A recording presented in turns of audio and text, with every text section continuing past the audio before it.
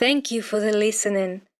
If you want to support us, please subscribe to our channel of relaxing music. Link in the description below this video. On those cloudy days, Robert Neville was never sure when sunset came, and sometimes they were in the streets before he could get back. If he had been more analytical, he might have calculated the approximate time of their arrival, but he still judged nightfall by the sky, and on those cloudy days that method didn't work.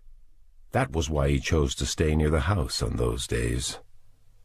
He walked around the house in the gray afternoon, checking each window to see if any of the boards had been loosened. After violent attacks, the planks were often split or pried off, and he had to replace them, a job he hated. Today, only one plank was loose. Isn't that amazing, he thought. In the backyard, he checked the hothouse and its water tank. Both were undamaged today. He went to the house for his tools. As he entered, he looked at the distorted reflection of himself in the cracked mirror fastened to the door. In a few days, jagged pieces of the glass would start to fall. Let him, he thought. It was the last damn mirror he'd put there. It wasn't worth it. He'd use garlic instead. Garlic always worked. He passed through the dim silence into his bedroom.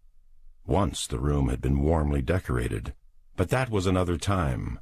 Now it was entirely functional, and since Neville's bed and bureau took up so little space, he had converted one side of the room into a shop.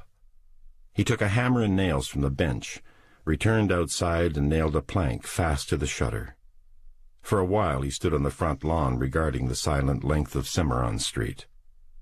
He was a tall man with a long, determined mouth and bright blue eyes, which moved now over the charred ruins of the neighboring houses.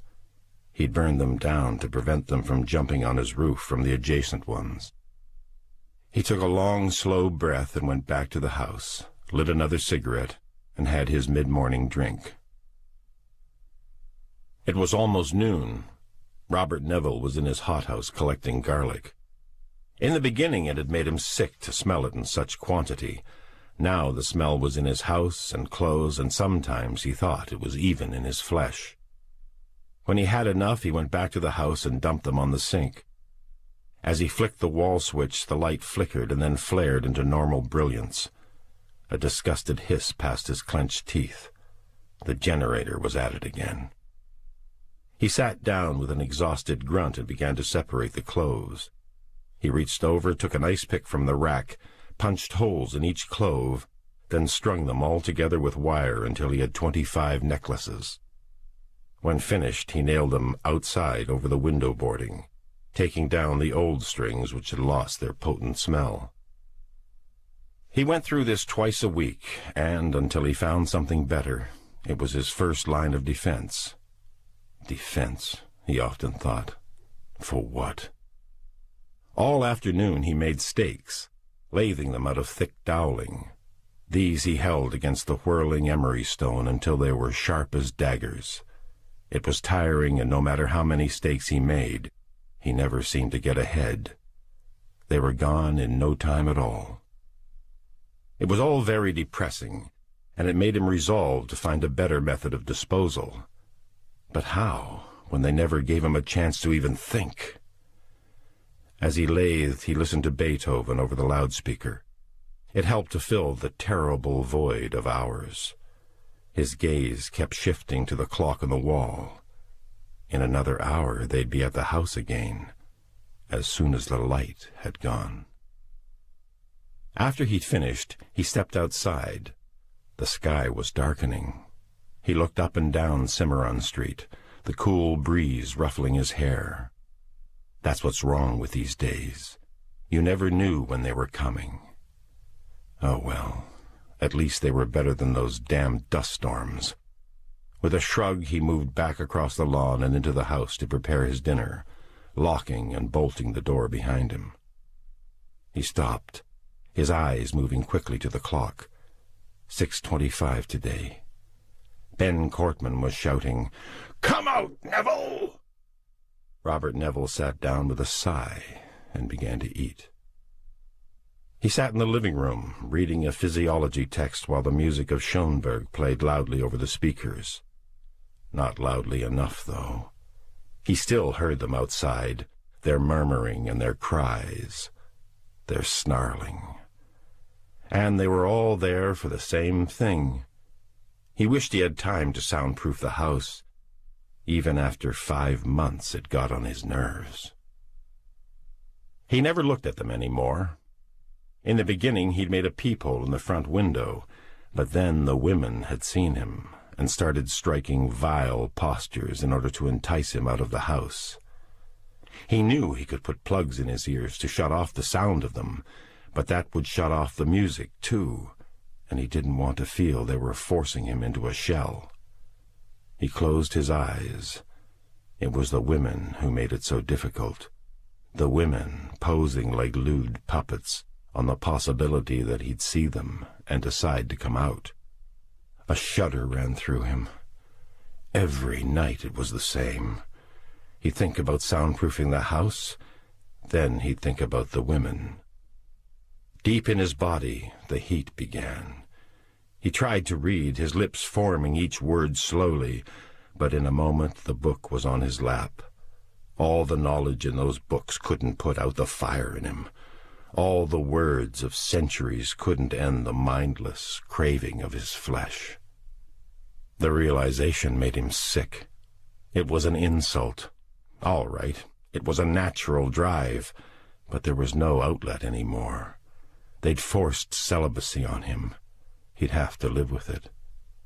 "You have a mind, don't you?" he asked himself. "Well, use it." He reached over and turned the music up louder, then forced himself to read a whole page without pause. He read about blood cells, about lymphocytes and phagocytes. He shut the book with a thud. Why didn't they leave him alone? Did they think they could all have him? Why did they keep coming every night? Above the noise he heard Ben Cortman shout as he always shouted, "Come out, Neville!" "Someday I'll get that bastard," he thought. "Someday I'll knock a stake right through his chest, a foot long with ribbons on it." Tomorrow he'd soundproof the house. He couldn't stand thinking about the women.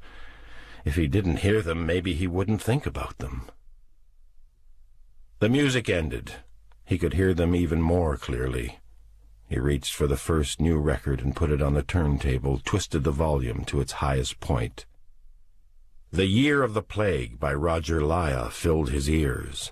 Violins scraped and whined, flutes played weird atonal melodies. With a stiffening of rage, he wrenched up the record and snapped it over his right knee. He meant to break it long ago. It was no use.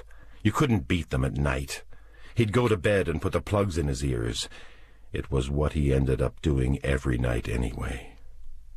Quickly, trying not to think, he went to the bedroom and undressed. He looked at the ornate cross he had tattooed on his chest one night in Panama when he'd been drunk. What a fool I was in those days, he thought.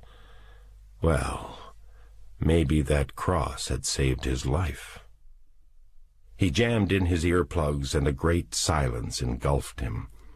He lay on the bed and took deep breaths, hoping for sleep. But the silence didn't help. He could still see them out there, the white-faced men prowling around his house, looking ceaselessly for a way to get in at him. Some of them crouching on their haunches like dogs, eyes glittering, teeth slowly grating together. And the women. Did he have to start thinking about them again? He tossed over on the sheet, his face pressed into the hot pillow, and lay there, breathing heavily, body writhing. Let the morning come.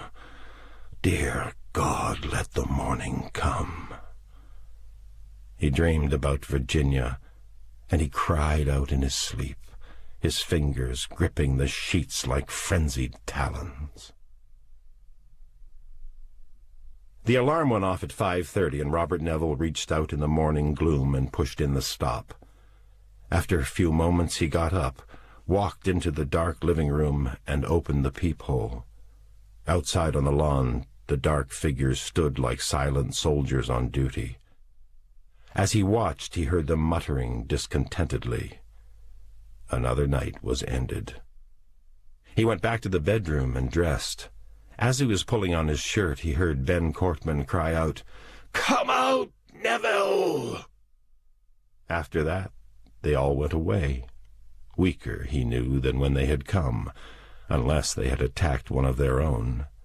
They did that often. There was no union among them. Their need was their only motivation. The first thing he did when he went outside was to look at the sky. It was clear. He could go out today. As he crossed the porch, his shoe kicked some pieces of the mirror. Well, the damn thing broke, just as I thought. One of the bodies was sprawled on the sidewalk, the other half concealed in the shrubbery. They were both women. They were almost always women. He unlocked the garage, backed his station wagon into the morning crispness, and walked over to the women. There was certainly nothing attractive about them in the daylight, he thought, as he dragged them across the lawn and threw them onto the canvas tarpaulin laid out in the station wagon. There wasn't a drop left in them. Both were the color of fish out of water. He raised the rear gate of the car and fastened it. He went around the lawn then, picking up stones and bricks and putting them in a sack, which he tossed into the station wagon. When that was done, he fetched his bag of stakes and buckled on the holster that held his mallet. He wouldn't bother searching for Ben Cortman that morning. There were too many other things to do. For a second he thought about the soundproofing. The hell with it, he thought. I'll do it some other cloudy day. He got into the station wagon and checked his list for the day. Lathe at Sears. That was first. He started the car and headed for Compton Boulevard.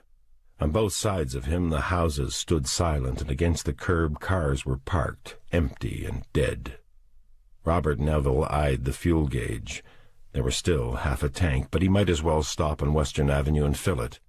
There was no point in using any of the gasoline stored in the garage until he had to. He pulled into the silent station and braked. He got a barrel of gasoline and siphoned it into his tank, checked the oil, water, and tires. Everything was in good condition. It usually was, because he took special care of the station wagon.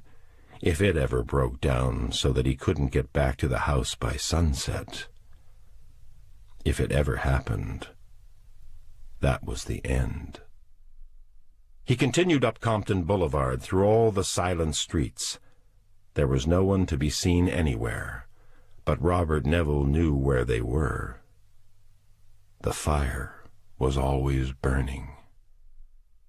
As the car drew closer, he pulled on his gloves and gas mask and watched through the eyepieces the sooty pall of smoke hovering above the earth. The entire field had been excavated into one gigantic pit. That was in June 1975. Neville parked the car and jumped out, anxious to get the job over with. Throwing the catch and jerking down the rear gate of the station wagon, he pulled out one of the bodies and dragged it to the edge of the pit. There he stood it on its feet and shoved. It bumped and rolled down the steep incline until it settled on the great pile of smoldering ashes at the bottom. Breathing harshly, he dragged the second body to the brink of the pit and pushed it over. Feeling as though he were strangling despite the gas mask, he hurried back to the car and sped away. After he'd driven half a mile, he skinned off the mask and took a long drink of whiskey. Sometimes he had to go to the burning pit every day for weeks at a time, and it always made him sick. Somewhere down there was Kathy. On the way to Inglewood, he stopped at a market to get some bottled water. As he entered the silent store, the smell of rotted food filled his nostrils. He pushed a metal wagon up and down the dust-thick aisles, the smell of decay setting his teeth on edge. He found the water bottles in back, as well as a flight of stairs leading up to an apartment.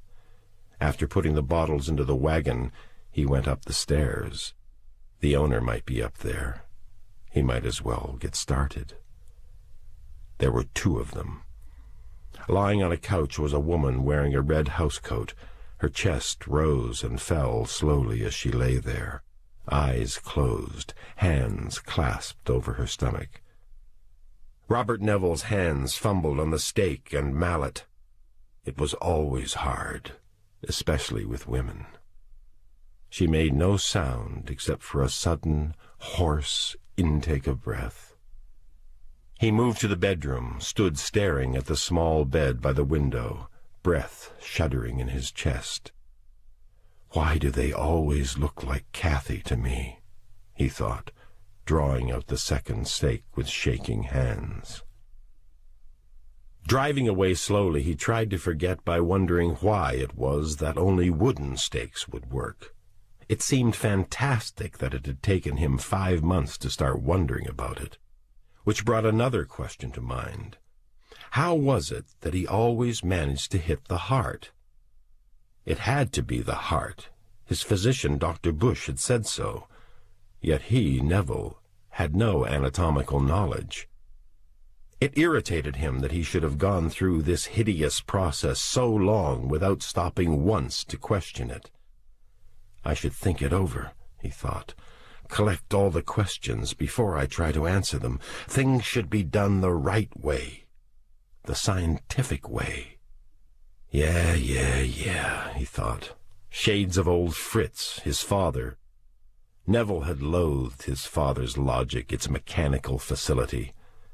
His father had died denying the vampire to the very last. At Sears he got the lathe, loaded it, and then searched the store. There were 5 of them in the basement, hiding in various shadowed places. One of them Neville found inside a display freezer. When he saw the man lying there in this enamel coffin, he had to laugh. It seemed such a funny place to hide. Later he thought of what a humorless world it was when he could find amusement in such a thing. About 2 o'clock he parked and ate his lunch. Everything seemed to taste of garlic. They were strange, the facts about them. Their staying inside by day, their avoidance of garlic, their death by stake, their reputed fear of crosses, their supposed dread of mirrors. Take that last one. According to legend, they were invisible in mirrors, but he knew that was untrue as the belief that they transformed into bats. It was equally foolish to believe they could transform themselves into wolves. Without a doubt, there were vampire dogs. He had seen and heard them. But they were only dogs. The time would come when he'd crack it, detail for detail. But the time wasn't now. After lunch he went from house to house and used up all his stakes. He had 47 stakes.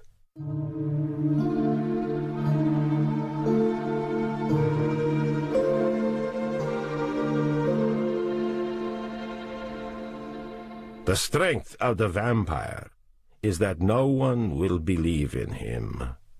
Thank you, Dr. Van Helsing, he thought, putting down his copy of Dracula.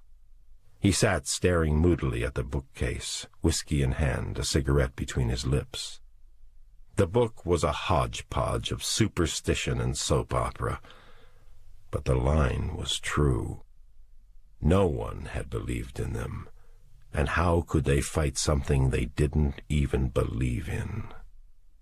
Something black and of the night had come crawling out of the Middle Ages, something that had been consigned to fantasy, a tenuous legend passed from century to century. Well, it was true. And before science had caught up with legend, the legend had swallowed science, swallowed everything. He hadn't found any Dowling that day, or checked the generator, or cleaned up the pieces of mirror, nor had he eaten supper. He'd lost his appetite. He couldn't do the things he'd done all afternoon and then come home to a hearty meal, not even after 5 months. He thought of the 12 children that afternoon, and finished his drink in 2 swallows. Outside, Ben Cortman called for him to come out. "Be right out, Benny," he thought. "Soon as I get my tuxedo on." Be right out. Well, why not? It was a sure way to be free of them. Be one of them. He chuckled at the simplicity. Why not? His mind plodded on. Why go through this when an open door and a few steps would end it all? There was, of course, the faint possibility that others like him existed somewhere. But how could he find them if they weren't within a day's drive of his house? He poured more whiskey into his glass. Why kid himself? He'd never find anyone else. Well, here we are, kiddies, he thought, sitting like a bug in a rug, surrounded by a battalion of bloodsuckers who wish no more than to sip freely of my 100-proof hemoglobin. Have a drink, men. This one's really on me. His face twisted into an expression of raw hatred. Bastards! I'll kill every mother's son of you before I give in. His right hand closed like a clamp, and the glass shattered in his grip. He stumbled into the bathroom and washed his hand. He bandaged it clumsily, sweat dripping from his forehead. I need a cigarette, he thought. What will I do if I ever run out of them, he wondered. Well, there wasn't much chance of that. There were about 1,000 in Kathy's... He clenched his teeth. In the larder, he thought. There are about 1,000 in the larder, not in Kathy's room. More whiskey. He sat and listened. Outside they prowled and muttered and waited. Friends, he thought, I come before you to discuss the vampire, a minority element, if ever there was one. And there was. But to concision, vampires are prejudiced against. But are his needs any more shocking than the needs of animals and other men? All he does is drink blood. Why, then, this unkind prejudice? Why must we seek him out and destroy him? He has no means of support, no education. He has not the voting franchise. No wonder he behaves this way. Sure, he thought. But would you let your sister marry one? Outside the women were there, dresses open or taken off, waiting for his touch, their lips waiting for my blood, my blood. Did they actually think he was going to come out? Maybe I am. Maybe I am, he thought as he jerked off the crossbar from the door. Coming, girls, I'm coming. Wet your lips. They heard the bar being lifted, and howls of anticipation sounded in the night. Spinning, he drove his fists into the wall until the plaster cracked and his skin broke. He stood there, trembling helplessly. After a while, he put the bar back across the door and fell into his bed. Oh, God, he thought. How long? How long? The alarm never went off. He'd forgotten to set it. He slept soundly and motionlessly, and when he finally opened his eyes, it was 10 o'clock.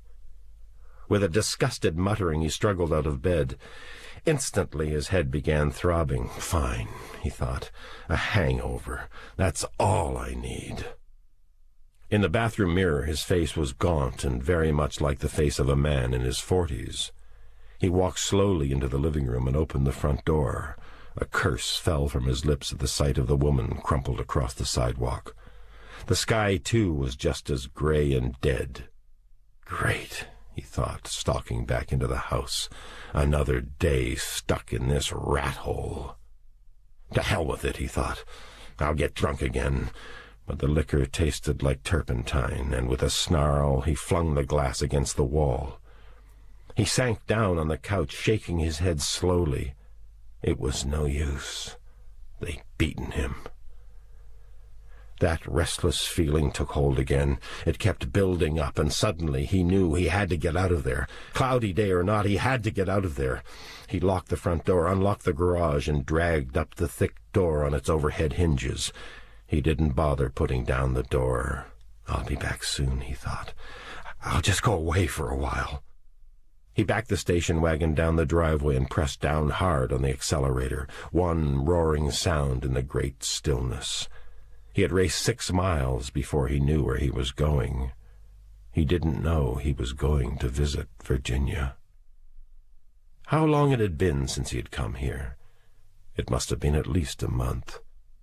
He wished he'd brought flowers, but then he hadn't realized he was coming to the cemetery until he was almost at the gate. His lips pressed together as an old sorrow held him. Why couldn't he have Kathy there too? Why had he followed so blindly, listening to those fools who set up their stupid regulations during the plague? If only she could be here with her mother. Drawing closer to the crypt, he noticed that the iron door was ajar.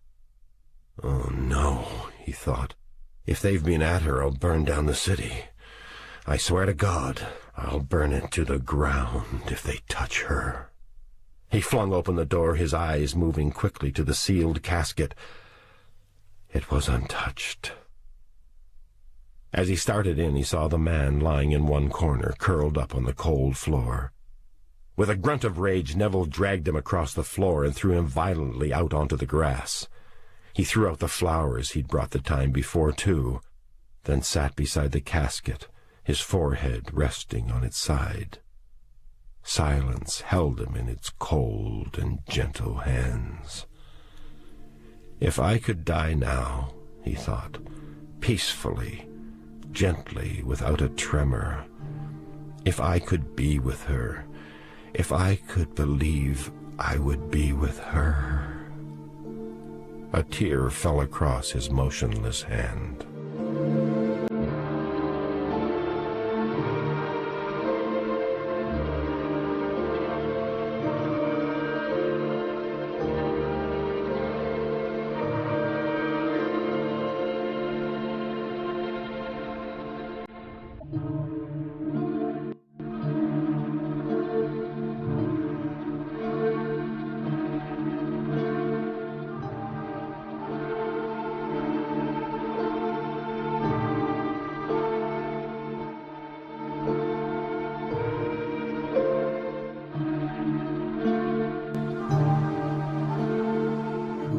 He had no idea how long he'd been there.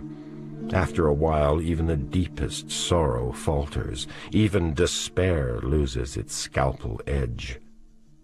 He straightened up and stood. Still alive, he thought.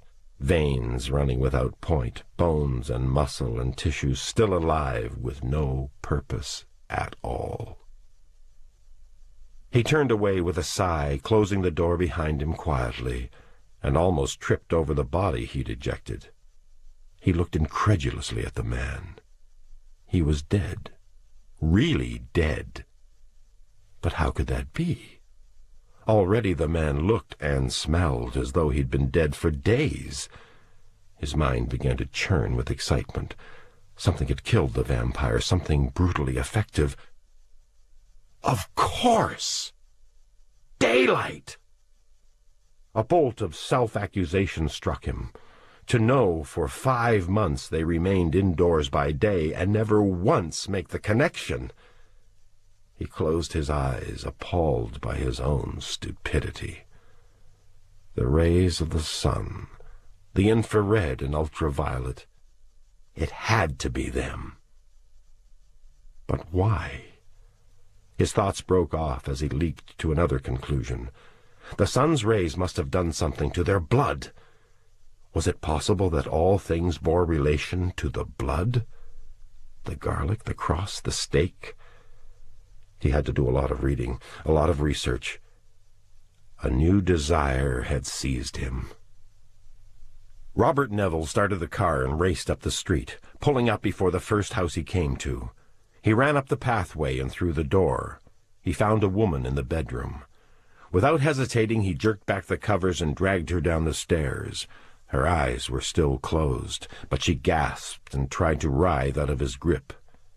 Usually he felt a twinge when he realized that, but for some affliction, they were the same as him. But an experimental fervor had seized him, and he thought of nothing else. Even so, he shuddered at the sound of horror she made when he threw her on the sidewalk. She lay twisting helplessly. He stood there and watched her die. In a few minutes she stopped moving, and her hands uncurled like white blossoms on the cement. It was true, then. He didn't need the stakes. He found a better method. He drove off and parked at a supermarket where he sat drinking a can of tomato juice, his mind racing. How did he know the woman was really dead? How could he know until sunset? Now he'd have to go all the way back and find her, and he wasn't even sure where the house was. He glanced at his watch. 3 o'clock. Plenty of time to get back before they came. It took him about a half an hour to relocate the house. The woman was still in the same position on the sidewalk. Putting on his gloves, he lowered the back gate of the station wagon and walked over to the woman. He dragged her to the station wagon and tossed her in. Then he closed the gate and took off his gloves. He held up the watch and looked at it. 3 o'clock. Plenty of time to... He jerked up the watch and held it against his ear, his heart suddenly jumping. The watch had stopped. His fingers shook as he turned the ignition key. His hands gripped the wheel rigidly as he made a tight U-turn and started back towards his house. What a fool he'd been! It must have taken at least an hour to reach the cemetery. He must have been in the crypt for hours. Then all that time spent going to get the woman, going to the market, drinking the tomato juice, then going back to get the woman again. What time was it? Cold fear poured through his veins at the thought of them all waiting for him at his house. Oh, my God, and he'd left the garage door open. The gasoline, the equipment, the generator. A groan cut itself off in his throat as he jammed the gas pedal to the floor and the station wagon leaped ahead, the speedometer moving steadily past the 75 mark. What if they were already waiting for him? How could he possibly get in the house?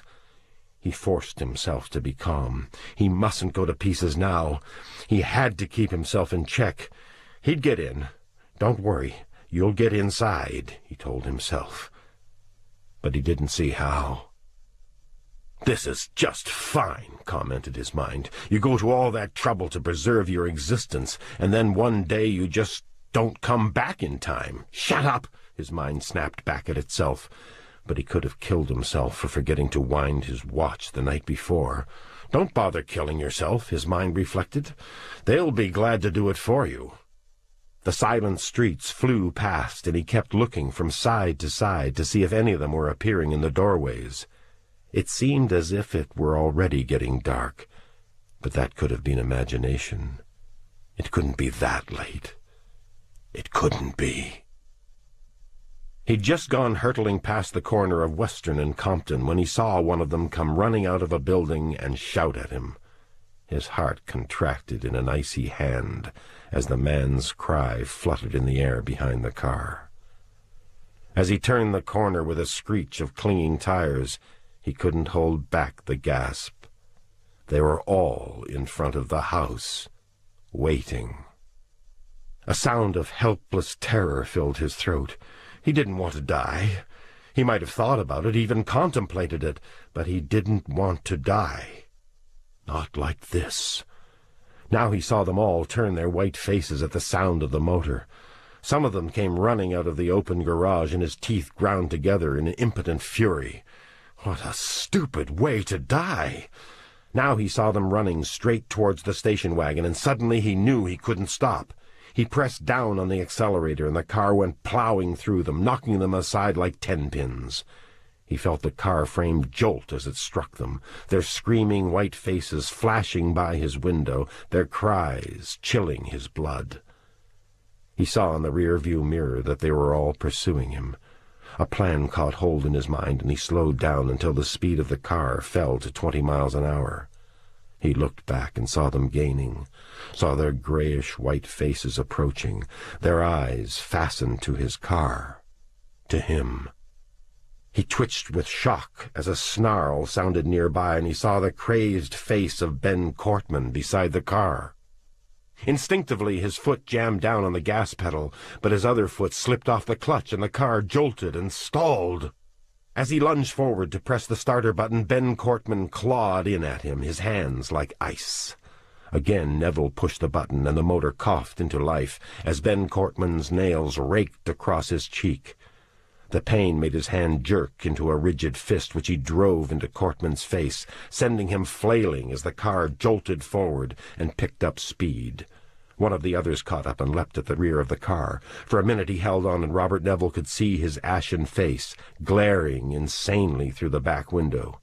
He jerked the car over toward the curb and shook the man off, smashing violently into the side of a house.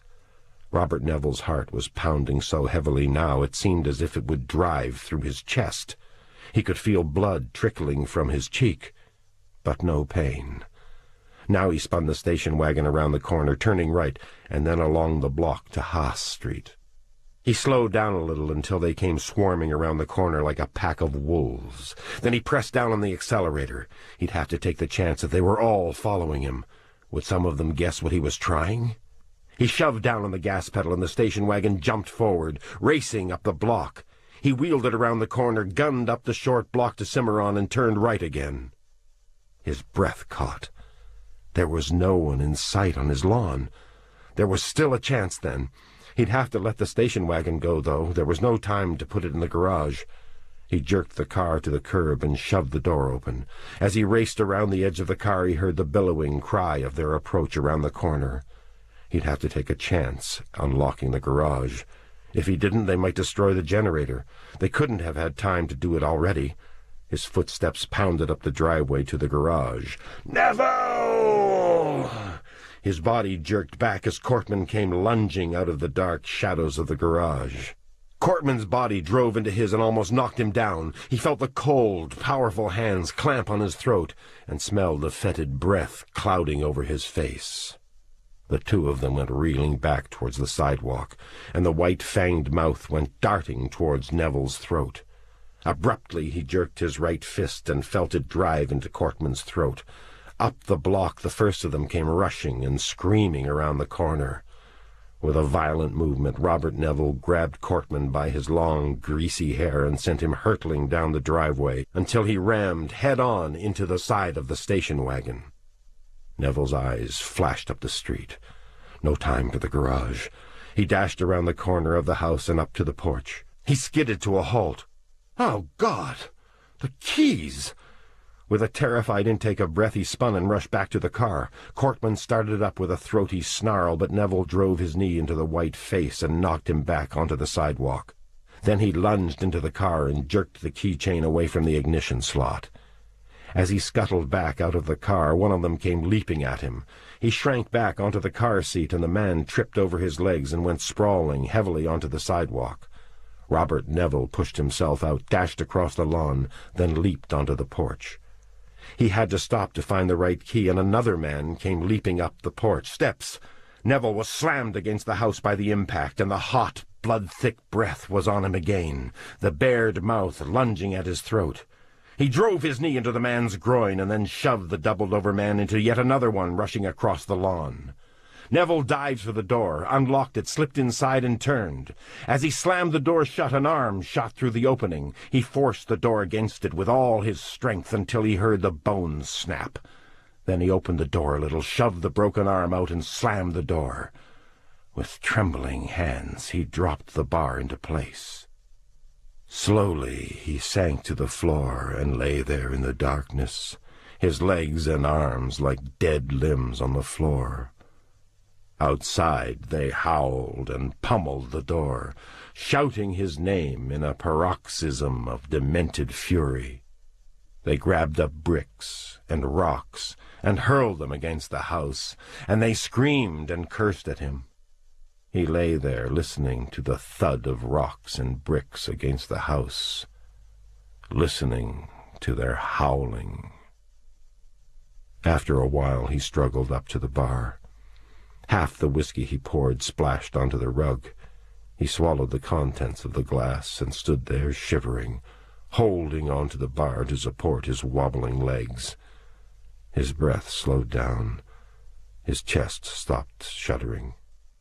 He jumped as he heard the great crash outside. He ran to the peephole and looked out.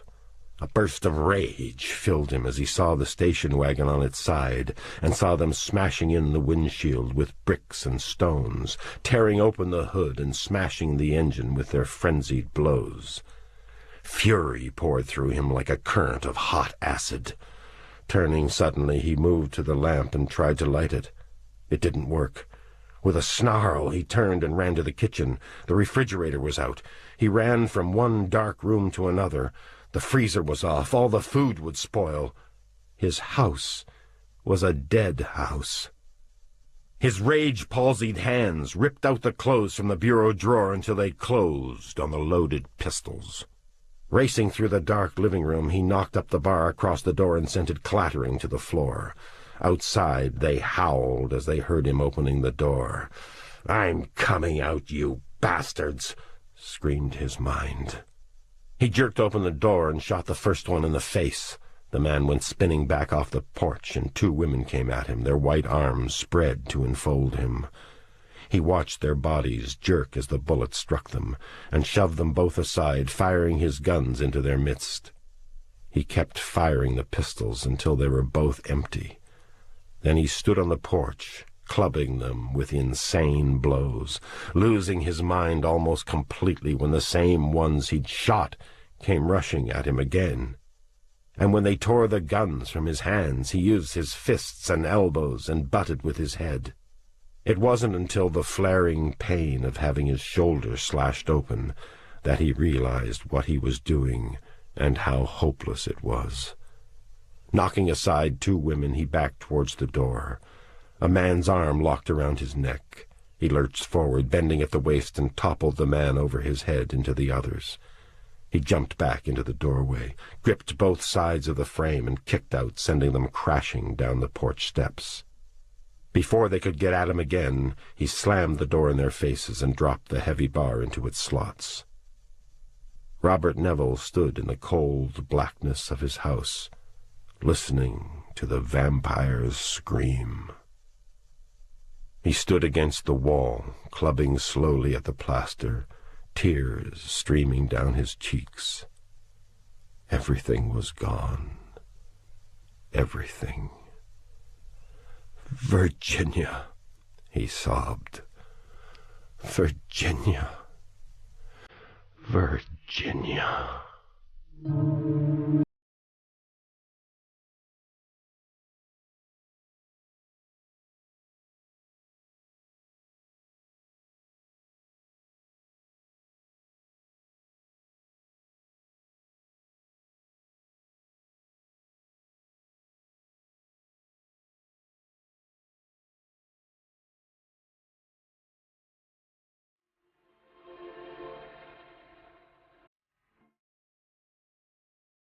The house was finally livable again, even more so than before, in fact, for he had finally soundproofed the walls.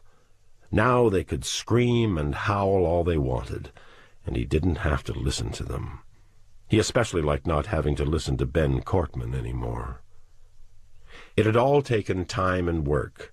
First of all was the matter of a new car. That had been more difficult than he'd imagined. He had to get over to Santa Monica to the only station wagon store he knew of. They were the only cars he had any experience of, and this didn't seem quite the time to start experimenting. He couldn't walk to Santa Monica, so he had to try using one of the many cars parked in the neighborhood. But most of them were inoperative for one reason or another. A dead battery, no gasoline, flat tires. Finally, in a garage about a mile from the house, he found a car he could get started, and he drove quickly to Santa Monica to pick up another station wagon. He put a new battery in it, filled its tank, put gasoline drums in the back, and drove home. He got back to the house about an hour before sunset. He made sure of that. Luckily, the generator had not been ruined. The vampires apparently had no idea of its importance to him, so except for a torn wire or two and a few cudgel blows, they had left it alone. He managed to fix it the morning after the attack and keep his food from spoiling. He was grateful for that, because he was sure there were no places left where he could get more frozen foods, now that electricity was gone from the city. The washing machine they had ruined beyond repair, forcing him to replace it. But that wasn't hard. The worst part was mopping up all the gasoline they'd spilled. Inside, he had repaired the cracked plaster and had almost enjoyed the work. It gave him something to lose himself in, something to pour all the energy of his still pulsing fury into. It broke the monotony of his daily task, the carrying away of the bodies, the repairing of the house's exterior, the hanging of garlic. He drank sparingly during those days, managing to pass almost an entire day without a drink. His appetite increased, and he gained 4 pounds while losing a little belly. He even slept nights. For a day or so he had played with the idea of moving to a lavish hotel suite, but the thought of all the work he'd have to do to make it habitable changed his mind. No, he was all set in the house. Now he sat in the living room wondering how and where to begin his investigation of the vampires and their condition. He knew a few basic details, but these were only landmarks above the basic earth of cause. The answer lay in something else, probably in some fact he was aware of but did not adequately appreciate. But what? Maybe the answer lay in the past, in some obscure crevice of memory. Go back, then, he told his mind. Go back. It tore his heart out to go back, but he did.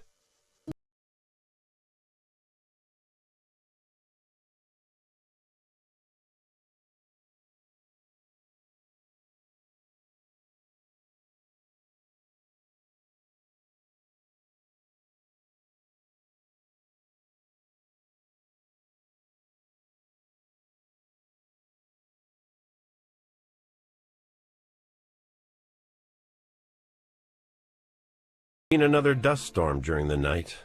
High, spinning winds had scoured the house with grit, driving it through the cracks, leaving a hair-thin layer of dust across all the surfaces, settling in their hair and clogging up their pores. Half the night he'd lain awake trying to single out the sound of Virginia's labored breathing, but he couldn't hear anything above the shrieking sound of the storm. He'd never got used to the dust storms. They had never come regularly enough to adapt to.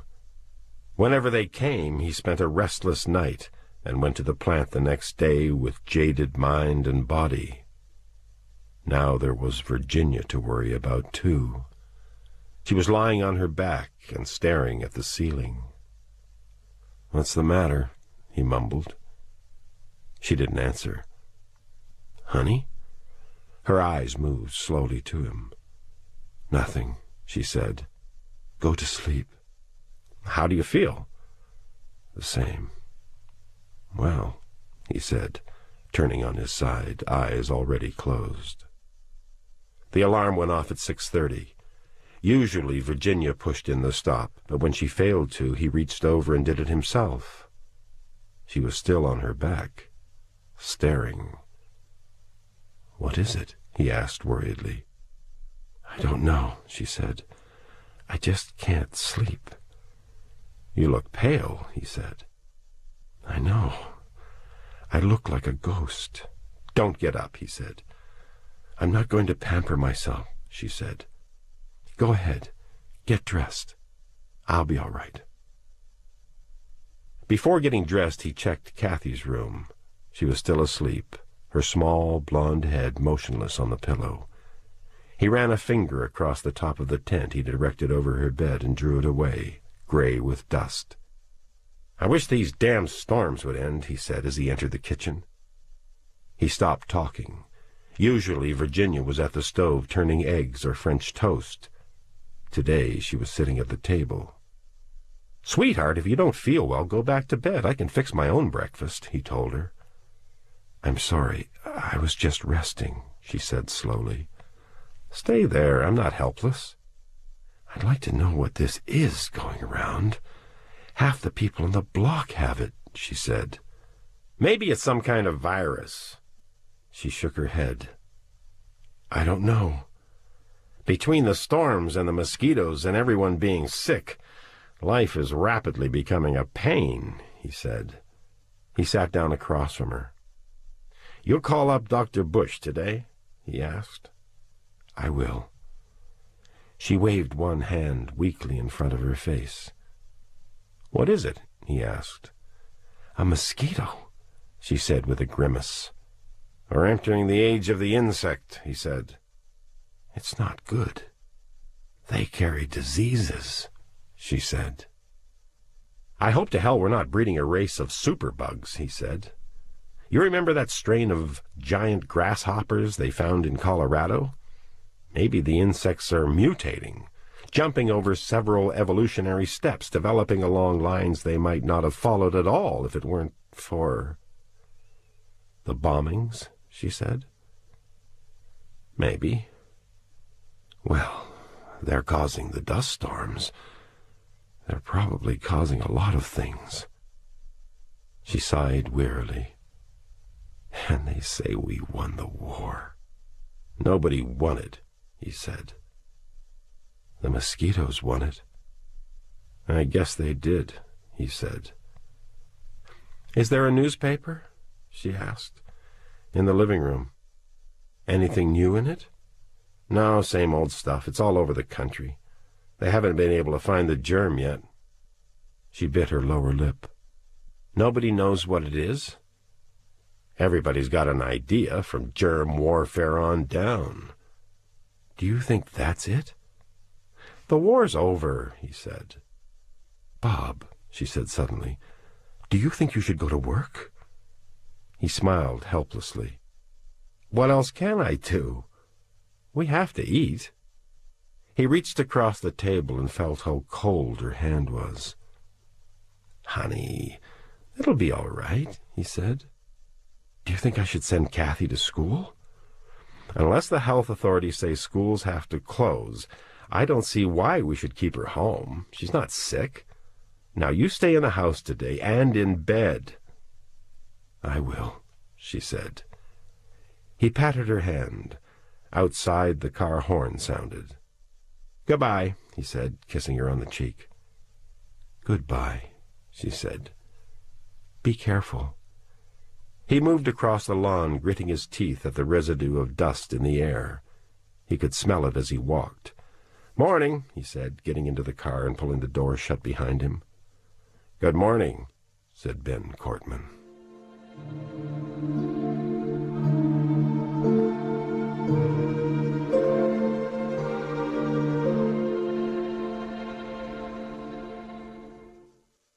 All right.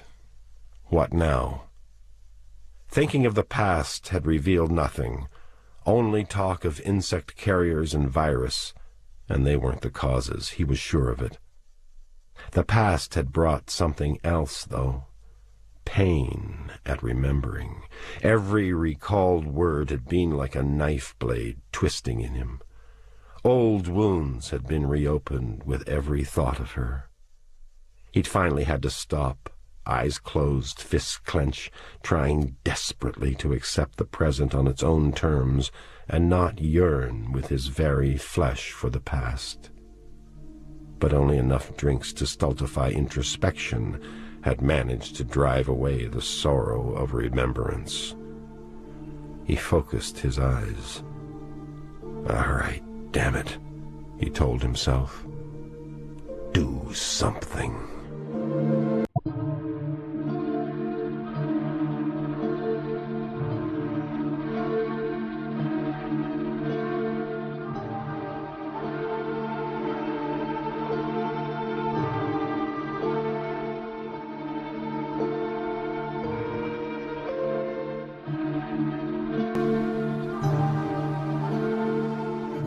For 7 months now, Robert Neville had been stringing garlic together into aromatic necklaces and hanging them outside his house without the remotest idea of why they chased the vampires away.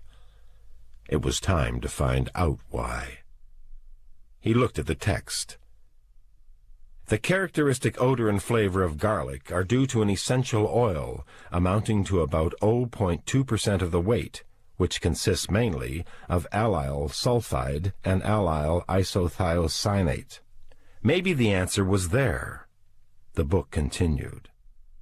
Allyl sulfide may be prepared by heating mustard oil and potassium sulfide.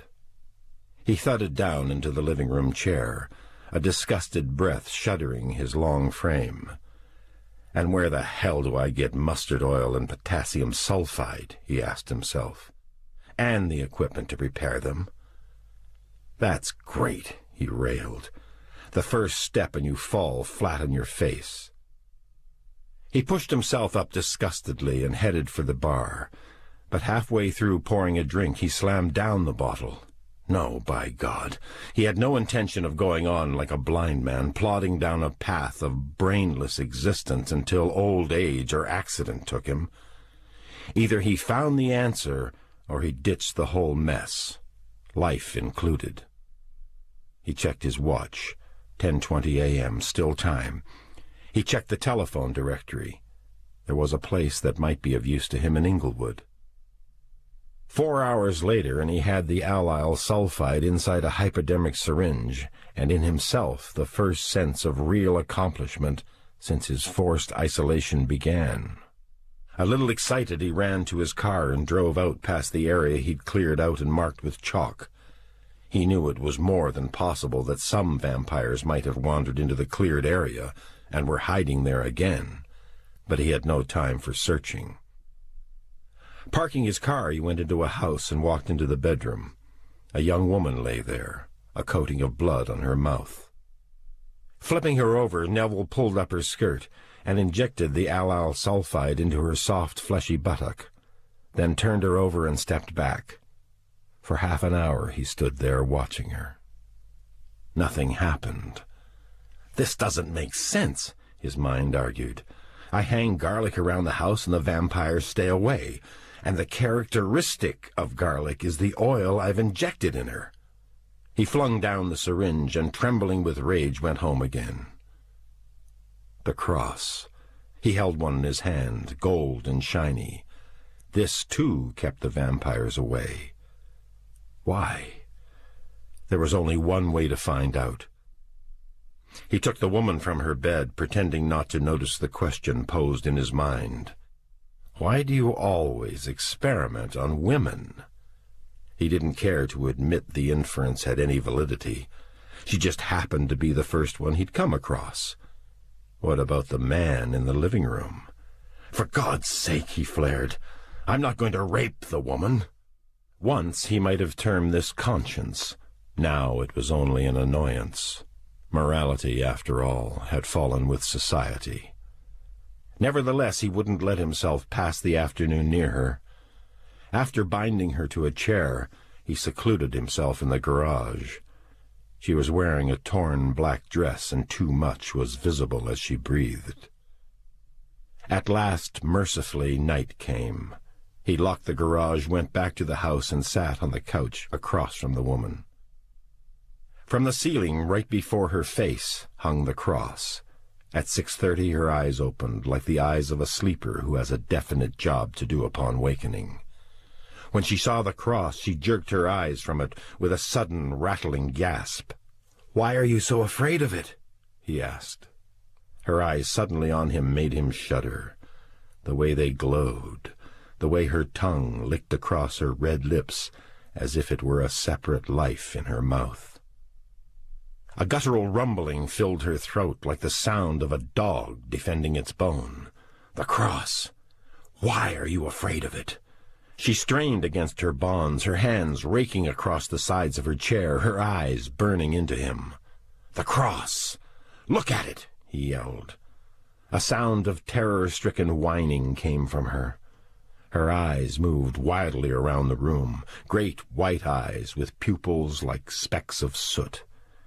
He grabbed at her shoulder, then jerked his hand back. It was dripping blood from raw teeth wounds.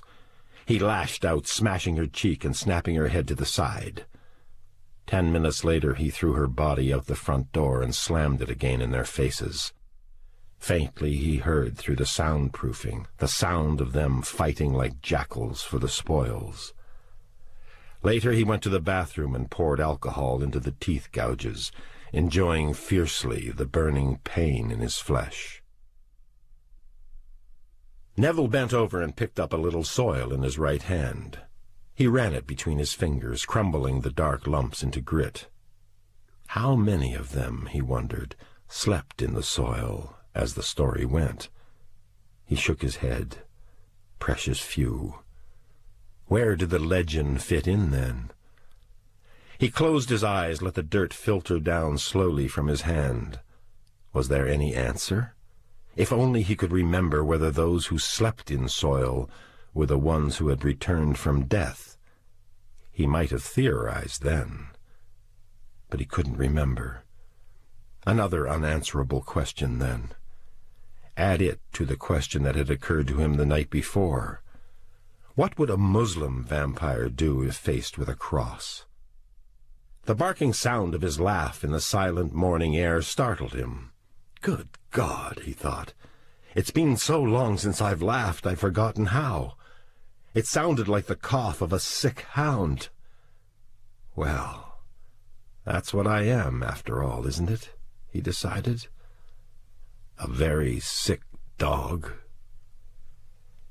There had been a light dust storm about 4 that morning. Strange how it brought back memories. Virginia, Kathy, all those horrible days. He caught himself. No, there was danger there. It was thinking of the past that drove him to the bottle. He was just going to have to accept the present. He found himself wondering again why he chose to go on living. Probably, he thought, there's no real reason. I'm just too dumb to end it all. Well, he clapped his hands with false decision. What now? He looked around as if there was something to see along the stillness of Cimarron Street. All right, he decided. Let's see if the running water bit makes sense. He buried a hose under the ground and ran it into a small trough constructed of wood. The water ran through the trough and out another hole into more hosing, which conducted the water into the earth. When he'd finished, he went in and took a shower, shaved, and took the bandage off his hand. The wound had healed cleanly. But then he hadn't been overly concerned about that. Time had more than proved to him that he was immune to their infection. At 6:30 he went into the living room and stood before the peephole. Then, when nothing happened, he made himself a drink. When he got back to the peephole, he saw Ben Cortman come walking onto the lawn. "Come out, Neville," Robert Neville muttered, and Cortman echoed the words in a loud cry. Neville stood there motionless, looking at Ben Cortman. Ben hadn't changed much. His hair was still black, his body inclined to corpulence, his face still white. But there was a beard on his face now, mostly under the nose, thinner around his chin and cheeks and under his throat. That was the only real difference, though. Ben had always been immaculately shaved in the old days, smelling of cologne each morning when he picked up Neville to drive to the plant. It was strange to stand there looking at Ben Cortman, a Ben completely alien to him now. Once he had spoken to that man, ridden to work with him, talked about baseball and politics, later on about the disease, about how Virginia and Kathy were getting along, about how Frida Cortman was. Neville shook his head. There was no point in going into that. The past was as dead as Cortman. Again he shook his head. The world's gone mad, he thought. The dead walk about and I think nothing of it. The return of corpses has become trivial. How quickly one accepts the incredible if only one sees it enough. Neville stood there, sipping his whiskey, and wondering who it was that Ben reminded him of. He felt for some time that Cortman reminded him of somebody, but for the life of him he couldn't think who. He shrugged. What was the difference? He put down the glass on the window-sill and went into the kitchen. He turned on the water there and went back to the peephole. There was another man and a woman on the lawn. None of the three was speaking to each other. They never did. They walked and walked about on restless feet, circling each other like wolves, never looking at each other once, having hungry eyes only for the house and their prey inside the house. Then Cortman saw the water running through the trough and went over to look at it. After a moment he lifted his white face, and Neville saw him grinning. Neville stiffened. Cortman was jumping over the trough, then back again. Neville felt his throat tightening. The bastard knew. With rigid legs he pistoned himself into the bedroom, and with shaking hands pulled one of the pistols out of the bureau drawer. Cortman was just about finished stamping in the sides of the trough when the bullet struck him in the left shoulder. He staggered back with a grunt and flopped onto the sidewalk with a kicking of legs. Neville fired again, and the bullet whined up off the cement, inches from Cortman's twisting body. Neville stood there watching, smelling the acrid fumes of the pistol smoke. Then the woman blocked his view of Cortman and started jerking up her dress. Neville pulled back and slammed the tiny door over the peephole. He wasn't going to let himself look at that. In the first second of it he had felt that terrible heat dredging up from his loins, like something ravenous. Later he looked out again and saw Ben Cortman pacing around, calling for him to come out. And in the moonlight he suddenly realized who Cortman reminded him of.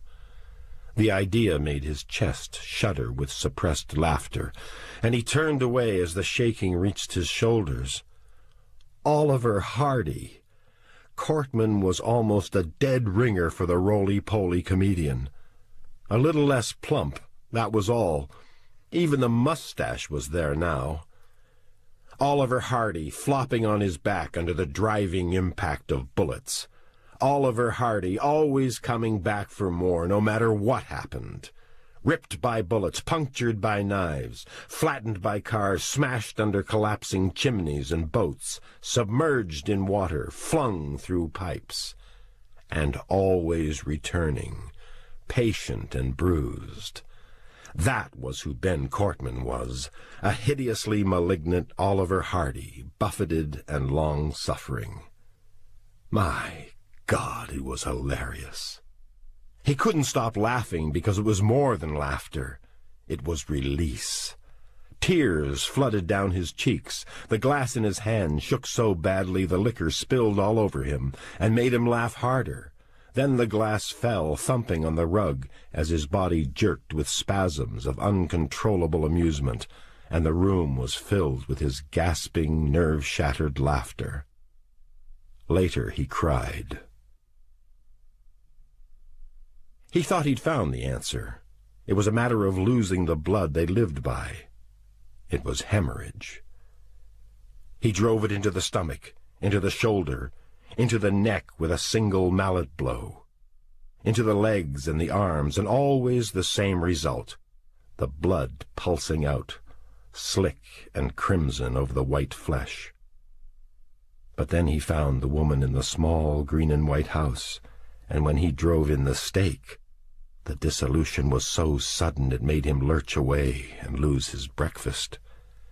When he had recovered enough to look, he saw on the bedspread what looked like a row of salt and pepper, just about as long as the woman had been. It was the first time he had seen such a thing. Shaken by the sight, he went out of the house on trembling legs and sat in the car, drinking the flask empty. But even liquor couldn't drive away the vision. It had been so quick.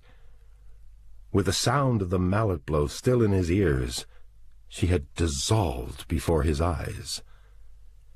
He recalled talking once to a co-worker who had studied mortuary science about the mausoleums where people were stored in vacuum drawers and never changed their appearance. "But you just let some air in," the man had said, and boom! They looked like a row of salt and pepper, just like that, and he snapped his fingers. The woman had been long dead then. Maybe she was one of the vampires who had originally started the plague. God only knew how many years she'd been cheating death. He was too unnerved to do any more that day, or for days to come. He stayed home and drank, and let the bodies pile up on the lawn, and let the outside of the house fall into disrepair. For days he sat and thought about the woman, and no matter how hard he tried not to, no matter how much he drank, he kept thinking about Virginia. He kept seeing himself entering the crypt, lifting the coffin lid. He thought he was coming down with something, so palsied and nervous, so cold and ill did he feel. Is that what she looked like?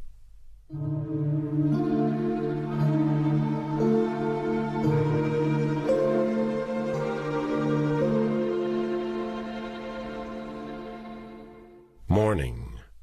A sun-bright hush, broken only by the chorus of birds.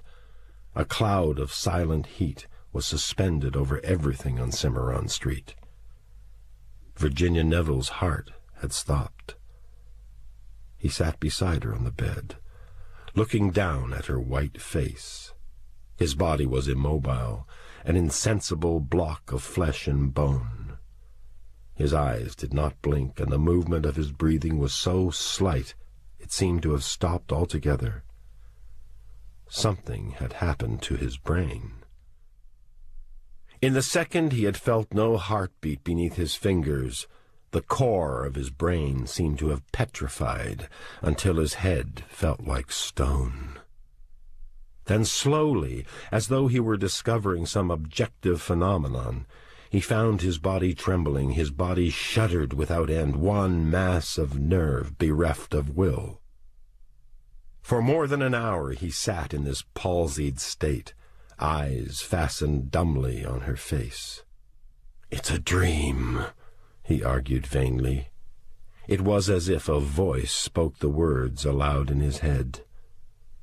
Virginia. He kept turning from one side to another, his eyes searching around the room as if there was something to be found, as if he had mislaid the exit from this house of horror.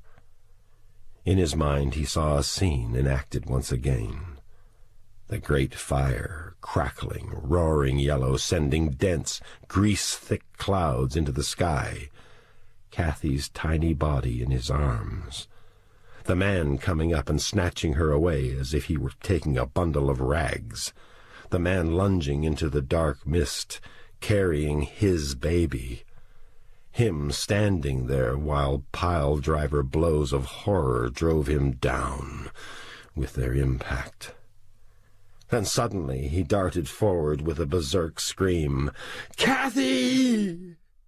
The arms caught him, the men in masks drawing him back. His shoes gouged frenziedly at the earth, digging two ragged trenches as they dragged him away, terrified screams flooding from him. Then the sudden bolt of numbing pain in his jaw, the daylight swept over with clouds of night, the hot trickle of liquor down his throat, the coughing, a gasping, and then he had been sitting, silent and rigid in Ben Cortland's car, staring as they drove away at the gigantic pall of smoke that rose about the earth like a black wraith of all earth's despair. Remembering, he closed his eyes suddenly, and his teeth pressed together until they ached. No, he wouldn't put Virginia there, not if they killed him for it. With a slow, stiff motion, he walked to the front door and went out on the porch. Stepping off onto the yellowing lawn, he started down the block for Ben Cortland's house. He stood rigidly before the door, his mind still pulsing. I don't care if it's the law. I don't care if refusal means death. I won't put her there. His fists thudded on the door. Ben!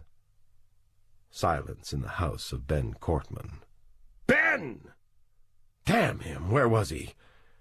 With a frenzied gasp, he lurched against the door, and it flew open.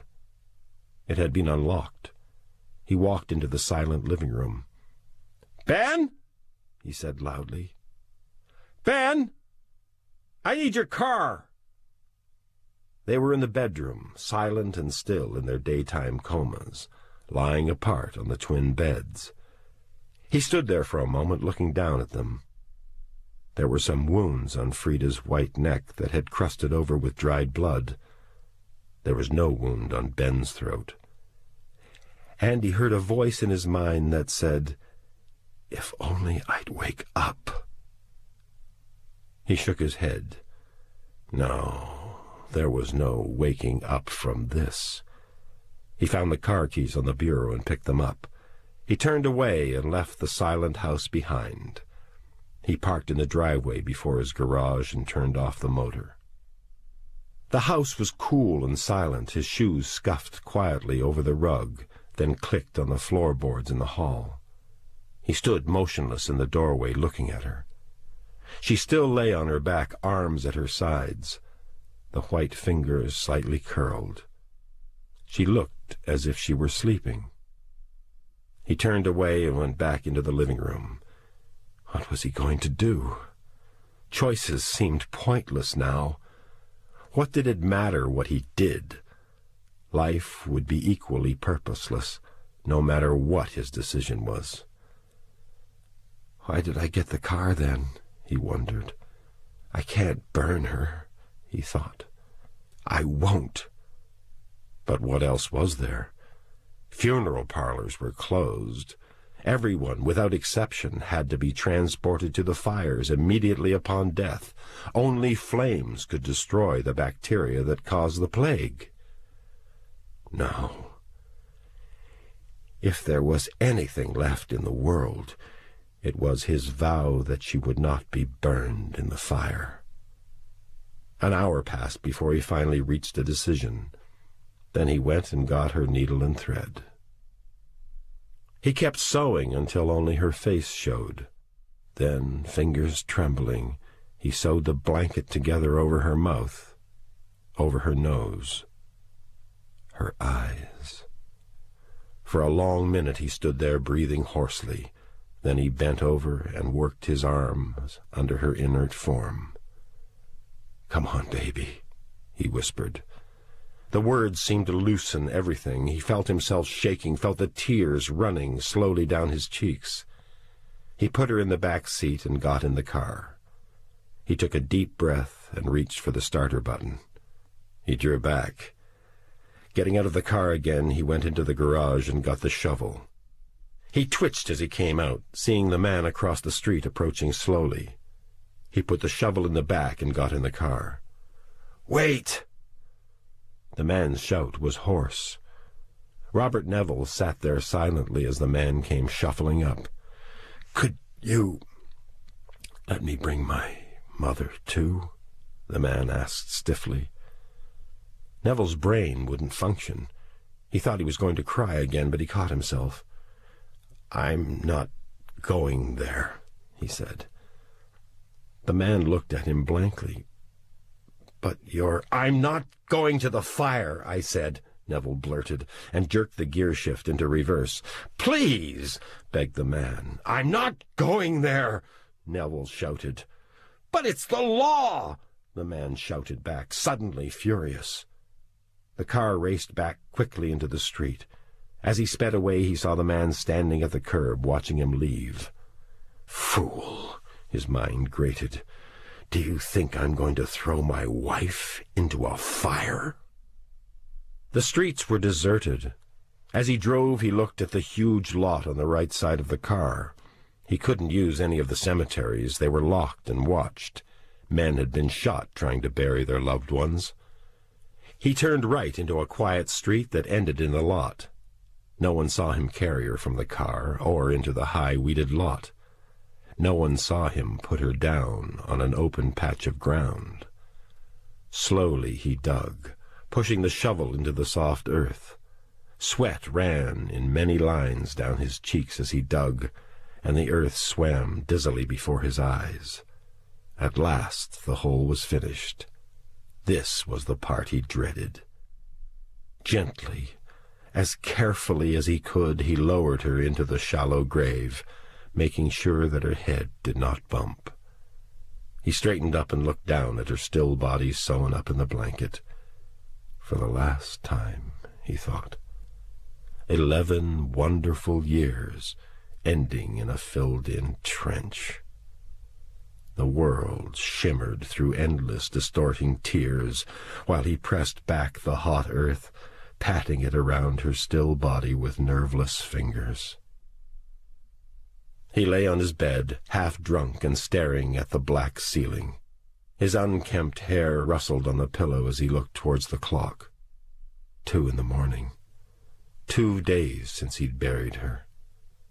He sat up and dropped his legs over the edge of the bed.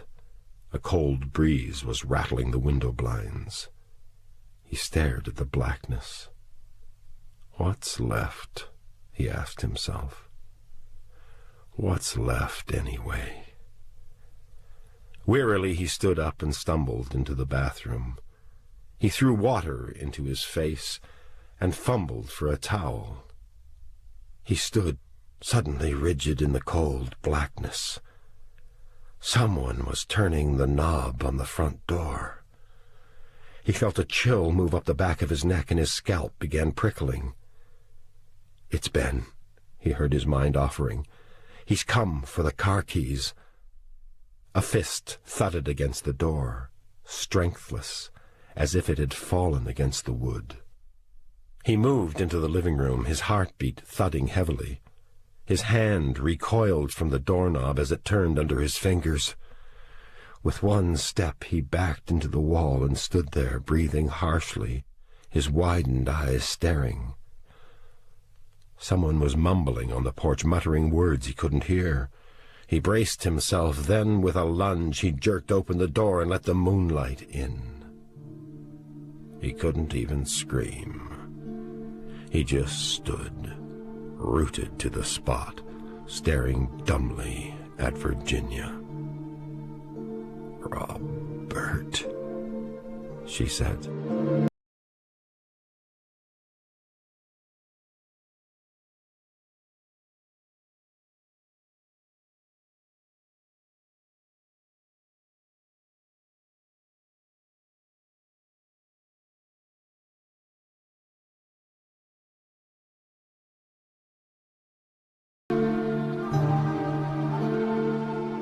The science room was on the second floor. Robert Neville's footsteps thudded up the marble steps of the Los Angeles Public Library. It was April the 7th, 1976. It had come to him after a half-week of drinking, disgust, and desultory investigation that he was wasting his time. Isolated experiments were yielding nothing. That was clear. If there was a rational answer to the problem, and he had to believe there was, he could only find it by careful research. Tentatively, for want of better knowledge, he had set up a possible basis, and that was blood. It provided at least a starting point. Step number 1, then, was reading about blood. The science of the library was complete, save for the thudding of his shoes as he walked. Outside there were birds sometimes, and even lacking that, there seemed to be a sort of sound outside. Inexplicable, perhaps, but it never seemed as deathly still in the open as it did inside a building. Especially here in this giant gray stone building that housed the literature of a world's dead. Probably it was being surrounded by walls, he thought, something purely psychological. But knowing that didn't make it any easier. There were no psychiatrists left to murmur of groundless neuroses and auditory hallucinations. The last man in the world was stuck with his delusions. He entered the science room. It was a high-ceilinged room with tall, large-paned windows. Across from the doorway was the desk where books had been checked out in days when books were still being checked out. He stood for a moment looking around the silent room, shaking his head slowly. All these books, he thought.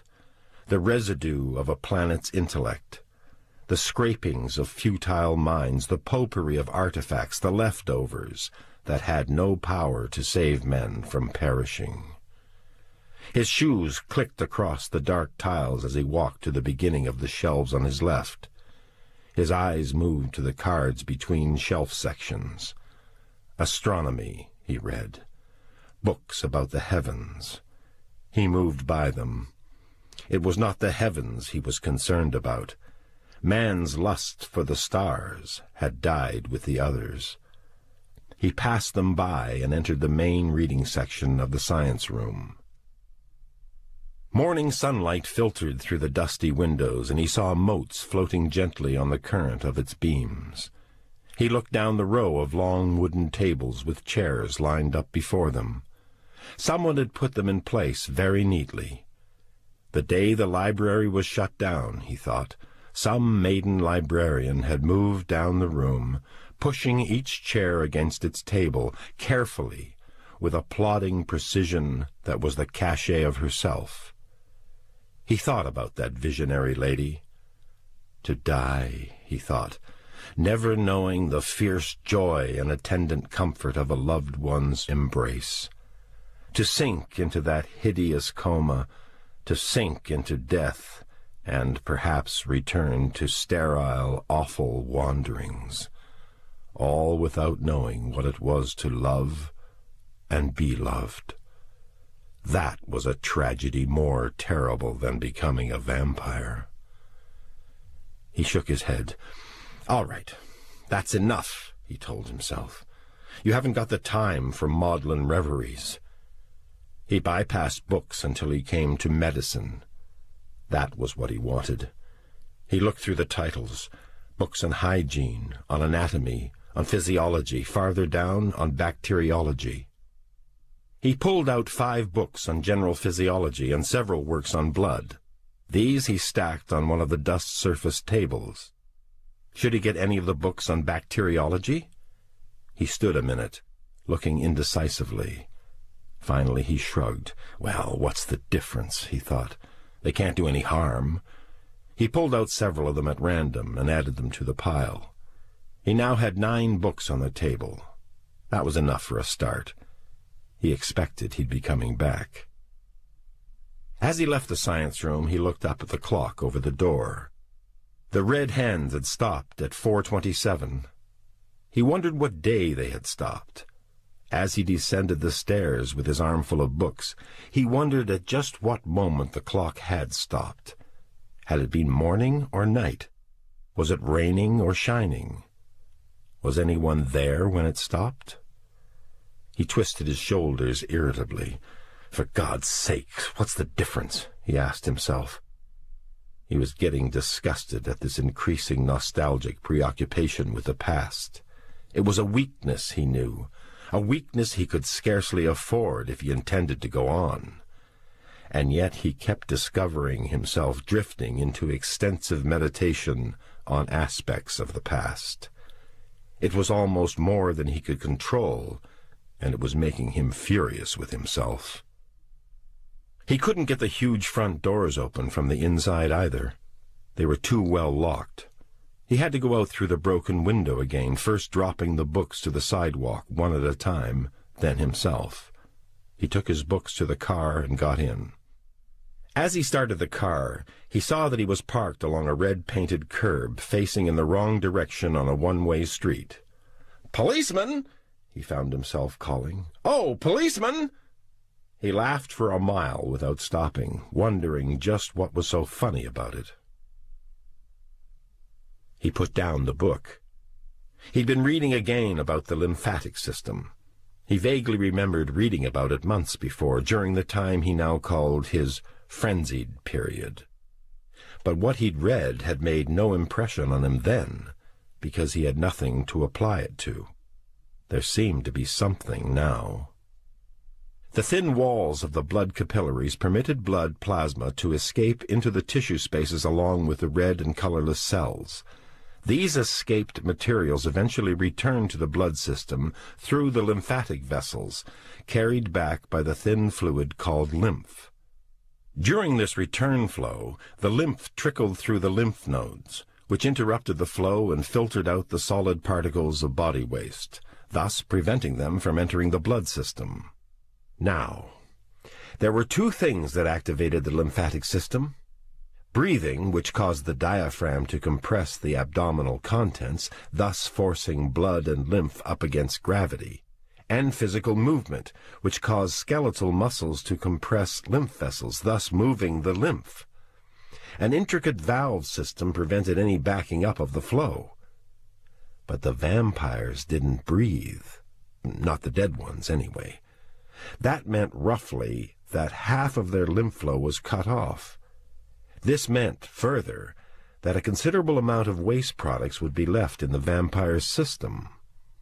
Robert Neville was thinking particularly of the fetid odor of the vampire. He read on, certain phrases standing out. The bacteria passes into the bloodstream. Strong sunlight kills many germs rapidly. Under the stimulus of bacterial attack, the phagocytic factories rush extra cells into the bloodstream. He let the book drop into his lap, and it slipped off his legs and thumped down on the rug. It was getting harder and harder to fight, because no matter what he read, there was always the relationship between bacteria and blood affliction. Yet all this time he'd been letting contempt fall freely on all those in the past who had died proclaiming the truth of the germ theory and scoffing at vampires. He got up and made himself a drink, but it sat untouched as he stood before the bar. Slowly, rhythmically, he thudded his right fist down on the top of the bar while his eyes stared bleakly at the wall. Germs. He grimaced. Well, for God's sakes, he snapped jadedly at himself. The word hasn't got thorns, you know. He took a deep breath. All right, he ordered himself. Is there any reason why it couldn't be germs? He turned away from the bar as if he could leave the question there. But questions had no location. They could follow him around. He sat in the kitchen staring into a steaming cup of coffee. Germs, bacteria, viruses, vampires. Why am I so against it, he thought. Was it just reactionary stubbornness, or was it that the task would loom as too tremendous for him if it were germs? He didn't know. He started out on a new course, the course of compromise. Why throw out either theory? One didn't necessarily negate the other. Dual acceptance and correlation, he thought. Bacteria could be the answer to the vampire. Everything seemed to flood over him then. It was as though he'd been refusing to let the sea of reason in. There he'd been, crouching and content with his iron-bound theory. Now the flood of answers was already beginning to wash in. The plague had spread so quickly. Could it have done that if only vampires had spread it? Could their nightly maraudings have propelled it on so quickly? He felt himself jolted by the sudden answer. Only if you accepted bacteria could you explain the fantastic rapidity of the plague, the geometrical mounting of victims. He shoved aside the coffee cup, his brain pulsing with a dozen different ideas. The flies and mosquitoes had been part of it, spreading the disease, causing it to race through the world. Yes, bacteria explained a lot of things. The staying in by day, the coma enforced by the germ to protect itself from sun radiation. A new idea. What if the bacteria were the strength of the true vampire? He felt a shudder run down his back.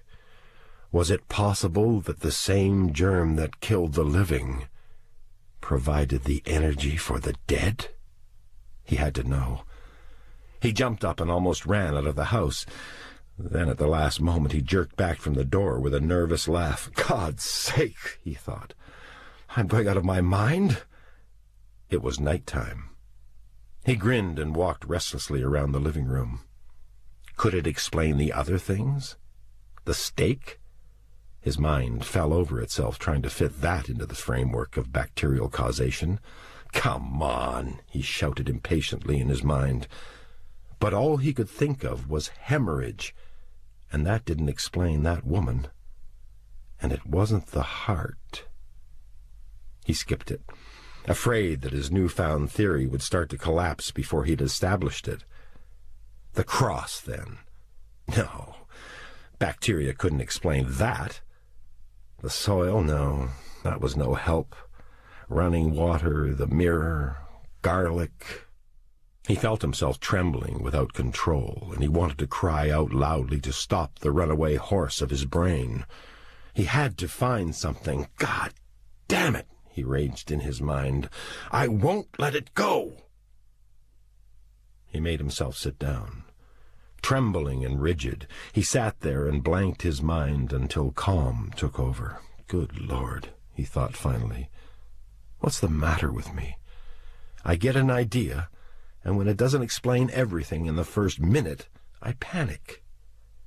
I must be going crazy. He took a drink. He needed it. He held up his hand until it stopped shaking. All right, little boy, he tried kidding himself. Calm down now. Santa Claus is coming to town with all the nice answers. No longer will you be a weird Robinson Crusoe, imprisoned on an island of night, surrounded by oceans of death. He snickered at that, and it relaxed him. All right, then, he ordered himself. You're going to bed. You're not going to go flying off in 20 different directions. You can't take that anymore. You're an emotional misfit. The first step was to get a microscope. That is the first step, he kept repeating forcefully to himself as he undressed for bed, ignoring the tight ball of indecision in his stomach, the almost painful craving to plunge directly into investigation without any priming. He felt almost ill, lying there in the darkness and planning just one step ahead. He knew it had to be that way, though. He grinned in the darkness, feeling good about the definite work ahead. One thought on the problem he allowed himself before sleeping.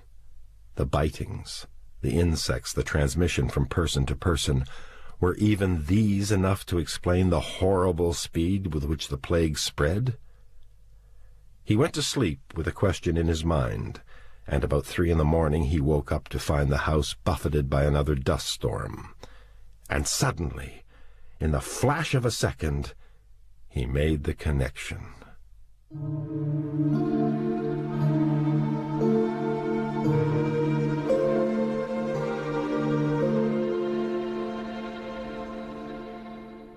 The first microscope he got was worthless.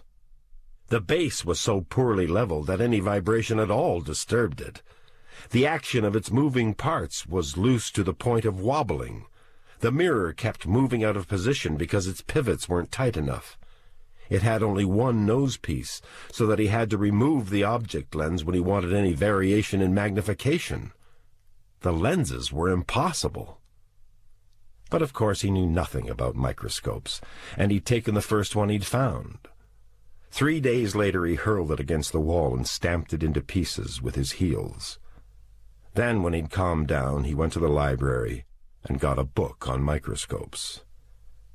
The next time he went out, he didn't come back until he had found a decent instrument. It's just one more example, he told himself, of the stupidity of starting off half-cocked. Yeah, he answered disgustedly. He forced himself to spend a good amount of time familiarizing himself with the instrument.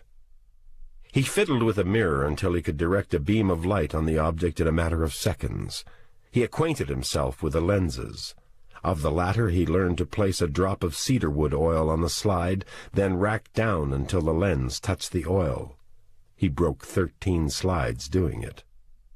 Within 3 days of steady attention, he could manipulate the milled adjustment heads rapidly, could control the iris diaphragm, and was soon getting a sharply defined clarity. He never knew a flea look so god-awful. Next came mounting, a process much more difficult, he soon discovered. No matter how hard he tried, he couldn't seem to keep dust particles out of the mount. When he looked at them in the microscope, it looked as if he were examining boulders. It was especially difficult because of the dust storms, which still occurred on an average of once every 4 days. He was ultimately obliged to build a shelter over the bench. He also learned to be systematic while experimenting with the mounts. He found that continually searching for things allowed that much more time for dust to accumulate on his slides. Grudgingly, almost amused, he soon had a place for everything. Glass slips, cover glasses, Petri dishes, all were placed in systematic locations. He found, to his surprise, that he actually gleaned pleasure from practicing orderliness. "I guess I got old Dad's blood in me after all," he thought once in amusement. Then he got a specimen of blood from a woman. It took him days to get a few drops properly mounted in a cell, the cell properly centered on the slide. For a while he thought he'd never get it right. But then the morning came, casually, as if it were only of minor import. He put his 37th slide of blood under the lens, turned on the spotlight, adjusted the draw tube and mirror, and adjusted the diaphragm and condenser. Every second that passed seemed to increase the heaviness of his heartbeat, for somehow he knew that this was the time. The moment arrived. His breath caught. It wasn't a virus then. You couldn't see a virus. And there, fluttering delicately on the slide, was a germ. "I dub thee Vampirus." The words crept across his mind as he stood looking down into the eyepiece. By checking in one of the bacteriology texts, he found that the cylindrical bacterium he saw was a bacillus, a tiny rod of protoplasm that moved itself through the blood by means of tiny threads that projected from the cell envelope. These hair-like flagella lashed vigorously at the fluid medium and propelled the bacillus. For a long time he stood looking into the microscope, unable to think or continue with the investigation. All he could think was that here, on the slide, was the cause of the vampire. All the centuries of fearful superstition had been felled in the moment he had seen the germ. The scientists had been right then. There were bacteria involved. It had taken him, Robert Neville, 36, survivor, to complete the inquest and announce the murderer, the germ within the vampire. Suddenly a massive weight of despair fell over him. To have the answer now, when it was too late, was a crushing blow. He tried desperately to fight the depression, but it held on. He didn't know where to start. He felt utterly helpless before the problem. How could he ever hope to cure those still living? He didn't know anything about bacteria. "Well, I will know," he raged inside, and he forced himself to study. Certain kinds of bacilli, when conditions became unfavorable for life, were capable of creating, from themselves, bodies called spores. What they did was condense their cell contents into an oval body with a thick wall. This body, when completed, detached itself from the bacillus and became a free spore, highly resistant to physical and chemical change.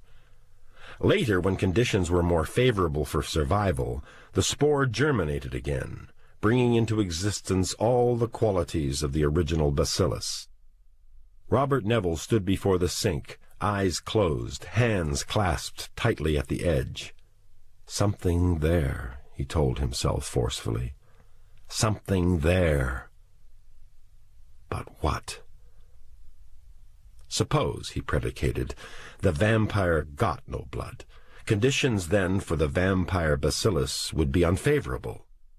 Protecting itself, the germ sporulates. The vampire sinks into a coma. Finally, when conditions become favorable again, the vampire walks again, its body still the same. But how would the germ know if blood were available? He slammed a fist on the sink in anger. He read again. there was still something there. He felt it. Bacteria, when not properly fed, metabolized abnormally and produced bacteriophages. These bacteriophages destroyed the bacteria. When no blood came in, the bacilli would metabolize abnormally and swell up, ultimately to explode and destroy all cells. Sporulation again. It had to fit in. All right, suppose the vampire didn't go into a coma. Suppose its blood decomposed without blood. The germ might sporulate and... Yes, the dust storms. The freed spores would be blown about by the storms. They could lodge in minute skin abrasions caused by the scaling dust. Once in the skin, the spore could germinate and multiply by fission. As this multiplication progressed, the surrounding tissues would be destroyed, the channels plugged with bacilli. Destruction of tissue cells and bacilli would liberate poisonous, decomposed bodies into surrounding healthy tissues. Eventually, the poisons would reach the bloodstream. Process complete. And all without blood-eyed vampires hovering over heroines' beds, all without bats fluttering against estate windows, all without the supernatural. The vampire was real. It was only that his true story had never been told. Considering that, Neville recounted the historical plagues. He thought about the fall of Athens. That had been very much like the plague of 1975. Before anything could be done, the city had fallen. Historians wrote of bubonic plague. Robert Neville was inclined to believe that the vampire had caused it. No, not the vampire. For now, it appeared, that prowling vulpine ghost was as much a tool of the germ as the living innocents who were originally afflicted. It was the germ that was the villain, the germ that hid behind obscuring veils of legend and superstition, spreading its scourge while people cringed before their own fears. And what of the Black Plague, that horrible blight that swept across Europe, leaving in its wake a toll of 3/4 of the population? Vampires?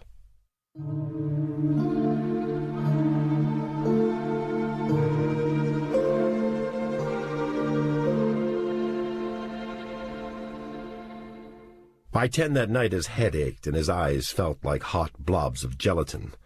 He discovered that he was ravenous. He got a steak from the freezer, and while it was broiling, he took a fast shower. He jumped a little when a rock hit the side of the house. Then he grinned wryly. He'd been so absorbed all day that he'd forgotten about the pack of them that prowled around his house. While he was drying himself, he suddenly realized that he didn't know what portion of the vampires who came nightly were physically alive, and what portion were activated entirely by the germ. Odd, he thought, that he didn't know.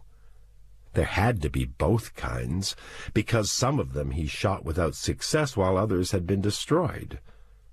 He assumed that the dead ones could somehow withstand bullets. Which brought up another point. Why did the living ones come to his house? Why just those few and not everyone in that area? He had a glass of wine with his steak, and was amazed how flavorsome everything was. Food usually tasted like wood to him. Furthermore, he hadn't had a single drink. Even more fantastic, he hadn't wanted one. He shook his head. It was painfully obvious that liquor was an emotional solace to him. The steak he finished to the bone, and he even chewed on that. Then he took the rest of the wine into the living room, turned on the record player, and sat down in his chair with a tired grunt. He sat listening to Ravel's Daphnis and Chloe suites 1 and 2, all the lights off except for the spotlight which lit a mural on the back wall. It was a scene of deep northern woods, mysterious with green shadows, heavy with the silence of manless nature. He managed to forget all about vampires for a while. Later, though, he couldn't resist taking another look in the microscope. "You bastard," he thought, almost affectionately, watching the minuscule protoplasm fluttering on the slide. "You dirty little bastard."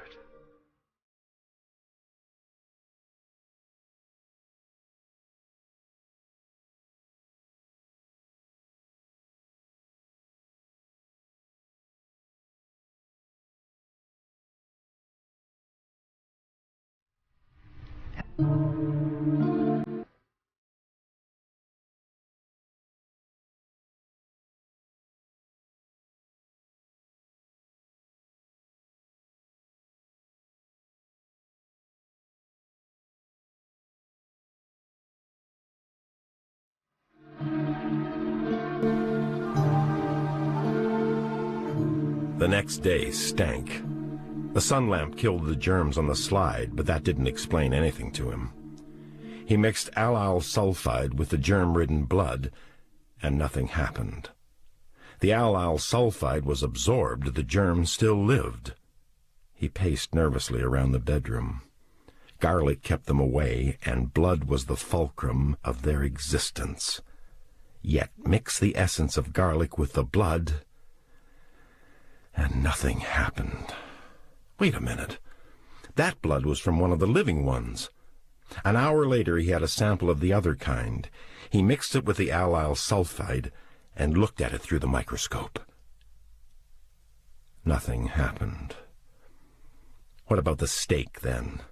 All he could think of was hemorrhage, and he knew it wasn't that. He tried half the afternoon to think of something concrete. Finally, with a snarl, he knocked the microscope over and stalked into the living room. He thudded down into the chair and sat there, tapping impatient fingers on the arm. "Brilliant, Neville," he thought. "You're uncanny. Go to the head of the class. Let's face it," he thought miserably. "I lost my mind a long time ago. I can't think 2 days in succession without having seams come loose. I'm useless, worthless, without value, a dud." "All right," he replied with a shrug. "That settles it. Let's get back to the problem." So he did. "There are certain things established," he lectured himself. "There is a germ, it's transmitted, sunlight kills it, garlic is effective. Some vampires sleep in soil, the stake destroys them. They don't turn into wolves or bats, but certain animals acquire the germ and become vampires." He made a list. One column he headed bacilli, the other he headed with a question mark. He began. The cross. No, that couldn't have anything to do with the bacilli. If anything, it was psychological. The soil. Could there be something in the soil that affected the germ? No, how could it get in the bloodstream? Besides, very few of them slept in soil. Running water. Could it be absorbed porously? No, that was stupid. They came out in the rain, and they wouldn't if it harmed them. Another notation in the right-hand column. His hand shook a little as he entered it. Sunlight. He tried vainly to glean satisfaction from putting down one item in the desired column. The stake. No. His throat moved. "Watch it," he warned himself. The mirror. For God's sakes, how could a mirror have anything to do with germs? His hand shook a little more. Garlic. He sat there, teeth gritted. He had to add at least one more item to the bacilli column. It was almost a point of honor. He struggled over the last item. Garlic. Garlic. It must have an effect on the germ. But how? He started to write in the right-hand column, but before he could finish, fury came from far down like lava shooting up to the crest of the volcano. Damn! He crumpled the paper into a ball in his fist and hurled it away. He stood up rigid and frenzied, looking around. He wanted to break things. "So, you thought your frenzied period was over, did you?" he yelled at himself, lurching forward to fling over the bar. Then he caught himself and held back. No, don't get started," he begged. Two shaking hands ran through his lank hair, his throat moved convulsively, and he shuddered with the repressed craving for violence. The sound of the whiskey gurgling into the glass angered him. He turned the bottle upside down, and the whiskey spurted out in great gushes, splashing up the sides of the glass and over onto the bar. He swallowed the whole glassful at once, head thrown back, whiskey running out of the edges of his mouth. "I'm an animal," he exulted. "I'm a dumb, stupid animal, and I'm going to drink." He emptied the glass, then flung it across the room. It bounced off the bookcase and rolled across the rug. "Oh, so you won't break, won't you?" he rasped inside his head, leaping across the rug to grind the glass into splinters under his heavy shoes. Then he spun and stumbled to the bar again. He filled another glass and poured the contents down his throat. He flung away the glass. Too slow, damn it! He drank directly from the up-tilted bottle, gulping furiously, hating himself, punishing himself with the whiskey burning down his rapidly swallowing throat. "I'll choke myself," he stormed. "I'll strangle myself. I'll drown myself in whiskey. I'll die. He hurled the empty bottle across the room, and it shattered on the wall mural. He picked up a piece of the broken bottle, sliced through the scene, and peeled it away from the wall. "There," he thought, his breath like steam escaping. "That for you." He flung the glass away, then looked down as he felt dull pain in his fingers. He'd sliced open the flesh. "Good," he exulted viciously. "Bleed to death, you stupid, worthless bastard." An hour later he was totally drunk, lying flat on the floor with a vacuous smile on his face. He stayed drunk for 2 days and planned on staying drunk until the end of time or the world's whiskey supply, whichever came first.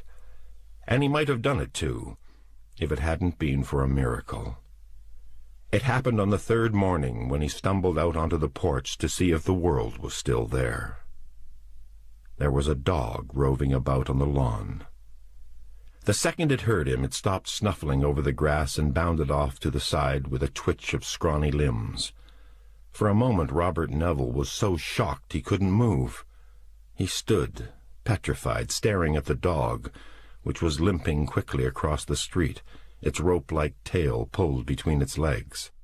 It was alive! In the daytime! He lurched forward with a dull cry and almost pitched on his face on the lawn. Then he caught himself and started running after the dog. "Hey!" he called, his hoarse voice breaking the silence of Cimarron Street. "Come here, boy!" Across the street the dog scrambled unsteadily along the sidewalk, its right hind leg curled up, dark claws clicking on the cement. "Come here, boy! I won't hurt you!" he called. Already he had a stitch in his side, and his head throbbed with pain as he ran. The dog stopped a moment and looked back. Then it darted in between 2 houses, and for a moment Neville saw it from the side. It was brown and white, breedless, its left ear hanging in shreds, its gaunt body wobbling as it ran. "Don't run away!" His throat choked up as the dog disappeared between the houses. With a grunt of fear he hobbled on, ignoring the pain of hangover, everything lost in the need to catch that dog. But when he got into the backyard, the dog was gone. For an hour he wandered around the neighborhood, searching vainly. At last he stumbled home, his face a mask of hopeless dejection. To come across a living being, after all this time, to find a companion, and then lose it. Even if it was only a dog. Only a dog. To Robert Neville, that dog was the peak of a planet's evolution. He couldn't eat or drink anything. He found himself so ill at the shock and the loss that he had to lie down. But he couldn't sleep. He lay there shaking feverishly, his head moving from side to side. "Come here, boy," he kept muttering without realizing it. "Come here, boy. I won't hurt you." In the afternoon he searched again. For 2 blocks in each direction from his house he searched each yard, each street, each house, but he found nothing. When he got home about 5, he put out a bowl of milk and a piece of hamburger. He put a ring of garlic bulbs around it, hoping the vampires wouldn't touch it. The thought came then, what if it comes back tonight for the meat and they kill it? What if he went over the next morning and found the dog's body on the lawn and knew that he was responsible for its death? I couldn't take that, he thought miserably. I'll blow my brains out if that happens. I swear I will. The thought dredged up the endless enigma of why he went on. Life gave no promise of improvement or even of change. The way things shaped up, he would live out his life with no more than he already had. And how many years was that? 30? Maybe 40 if he didn't drink himself to death? The thought of 40 more years of living as he was made him shudder. And yet he hadn't killed himself. True, he hardly treated his body welfare with reverence, but using his body carelessly wasn't suicide. He'd never even approached suicide. Why? Here he was, 8 months after the plague's last victim, 9 since he'd spoken to another human being, 10 since Virginia had died. Here he was with no future and a virtually hopeless present, still plodding on. Was the life force more than words, a tangible mind-controlling potency? Was nature somehow in him, maintaining its spark against its own encroachments? Why think? Why reason? There was no answer. His continuance was an accident. He was just too dumb to end it all, and that was about the size of it. Later he glued up the sliced mural and put it back into place. The slits didn't show too badly unless he stood very close. He tried briefly to get back to the problem of the bacilli, but he realized that he couldn't concentrate on anything except the dog. To his complete astonishment, he later found himself offering up a stumbling prayer that the dog would be protected. It was a moment in which he felt a desperate need to believe in a God that shepherded his own creations, because he wanted the dog, because he needed the dog. In the morning, when he went outside, he found that the milk and hamburger were gone. His eyes rushed over the lawn. There were 2 women crumpled on the grass, but the dog wasn't there. Thank God for that, he thought. Then he grinned to himself. If I were religious now, he thought, I'd find this a vindication of my prayer. He was briefly worried by the idea that the vampires had taken the food, and not the dog. But a quick check ended that fear. The hamburger had not been lifted over the garlic ring, but dragged through it along the cement of the porch, and all around the bowl were tiny splashes that could only have been made by a dog's lapping tongue. Before he had breakfast, he put out more milk and more hamburger, placing them in the shade so the milk wouldn't get too warm. Then he took the 2 women to the fire and, returning, stopped at a market and picked up 24 cans of the best dog food, as well as boxes of dog biscuits, dog candy, and a wire brush. Lord, you'd think I was having a baby or something, he thought as he struggled back to the car with his arms full. Why pretend, he thought. I'm more excited than I've been in a year. The eagerness he'd felt upon seeing the germ in the microscope was nothing compared to what he felt about the dog. He drove home at 80 miles an hour, and he couldn't help a groan of disappointment when he saw that the meat and drink were untouched.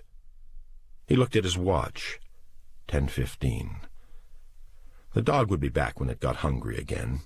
Patience, he told himself. He put away the cans and boxes. Then he checked the outside of the house and the hothouse. While he collected garlic bulbs, he wondered again why the vampires never set fire to his house. It seemed such an obvious tactic. Were they just too stupid?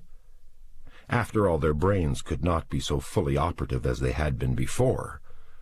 The change from life to mobile death must have involved some deterioration.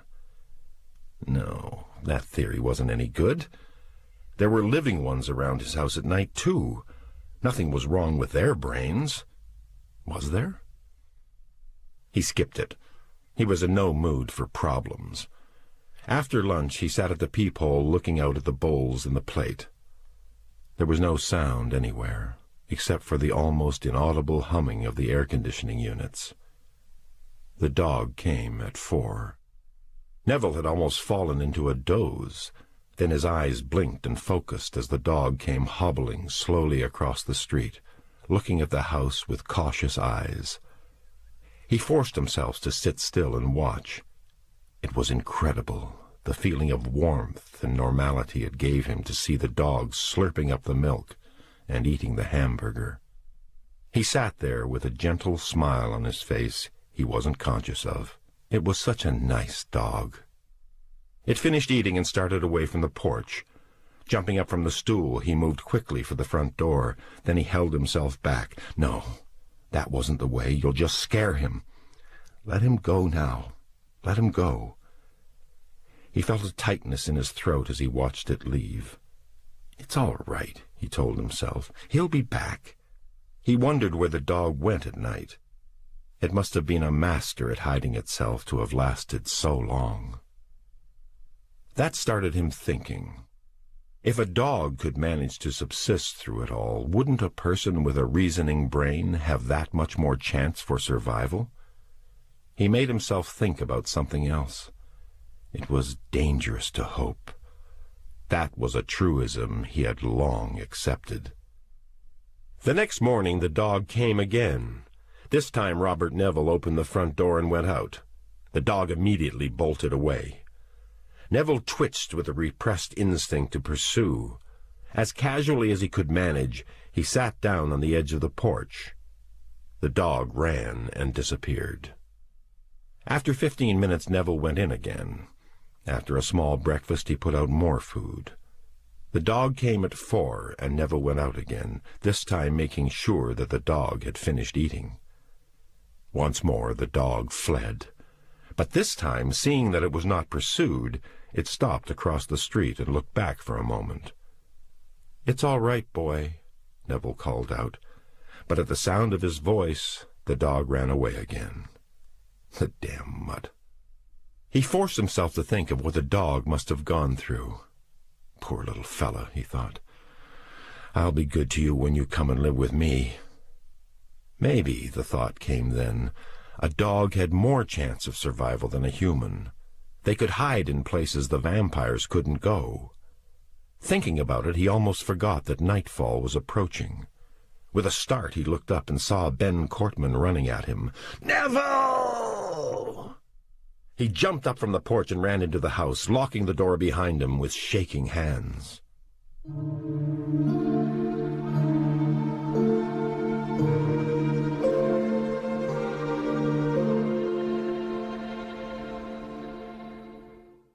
For a certain period he went out on the porch just as the dog had finished eating.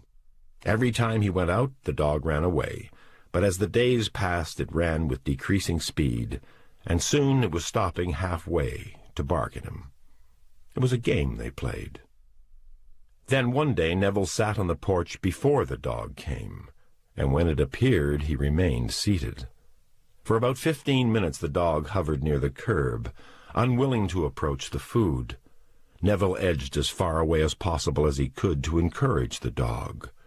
Slowly, very slowly, one paw at a time, it began moving up on the dish. Suddenly the dog darted in and grabbed the meat. "You little son of a gun," he said appreciatively. It crouched down on a lawn across the street and wolfed down the hamburger. When it had finished, it straightened up and came across the street again, a little less hesitantly. The dog was beginning to trust him, and somehow it made him tremble. Then he stood up, and the dog ran away. Neville stood there, shaking his head slowly. More days passed. Each day Neville sat on the porch while the dog ate, and before long the dog approached the dish and bowls without hesitation. Every day he sat a little bit closer to it. He kept talking to the dog until it became quite used to the sound of his voice. It came and went without trepidation. Soon now, Neville told himself, I'll be able to pat its head. Then one day, the dog didn't come. Neville was frantic. He spent a nerve-racked afternoon searching the neighborhood, but no amount of searching helped, and he went home to a tasteless dinner. On the afternoon of the third day, he was in the garage when he heard the sound of the metal bowl clinking outside. With a gasp, he ran out into the daylight. "You're back!" he cried. Neville's heart leaped. The dog's eyes were glazed, and it was panting for breath. "No," he said, his voice breaking. "Oh, no." He couldn't stop the dog from leaving. He tried to follow it, but it was gone before he could discover where it hid. He couldn't sleep that night. He had to get a hold of the dog, and soon. He had to cure it. But how? There had to be a way. Even with the little he knew, there must be a way. The next morning he sat beside the bowl as the dog came limping slowly across the street. It didn't eat anything. This time he managed to follow the slow-moving dog and saw which house it squirmed under. There was a little metal screen he could have put up over the opening, but he didn't.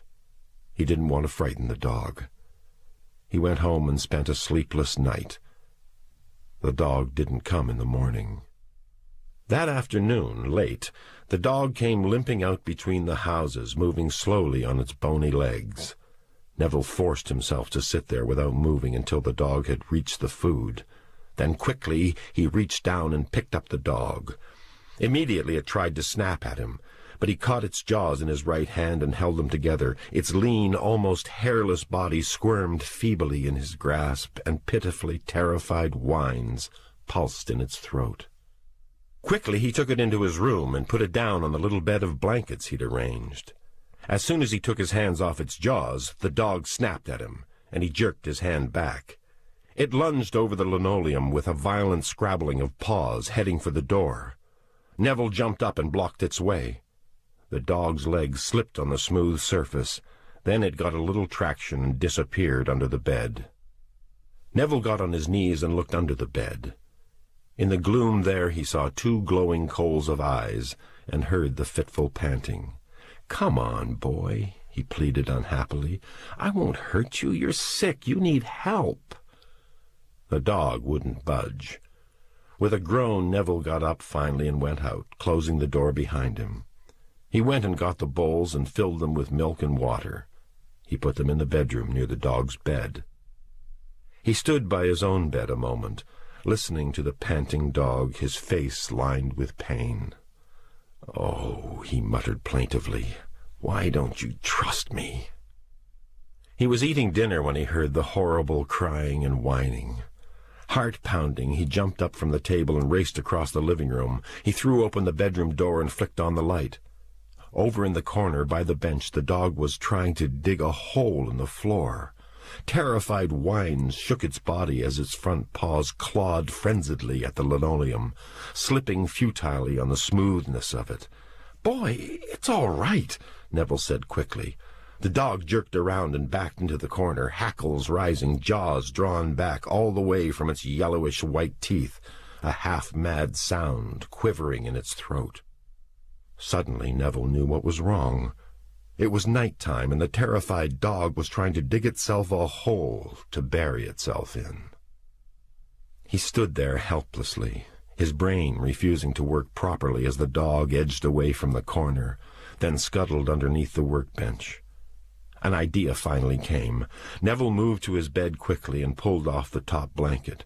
Returning to the bench, he crouched down and looked under it. The dog was almost flattened against the wall, its body shaking violently, guttural snarls bubbling in its throat. "All right, boy," he said. "All right." The dog shrank back as Neville stuck the blanket underneath the bench and then stood up. Neville went over to the door and remained there a minute, looking back. "If only I could do something," he thought helplessly. Well, he decided grimly, If the dog didn't accept him soon, he'd have to try a little chloroform. Then he could at least work on the dog, fix its paw, and try somehow to cure it. He went back to the kitchen, but he couldn't eat. In the living room, he made himself a drink and downed it. It tasted flat and unappetizing. He put down the glass and went back to the bedroom with a somber face.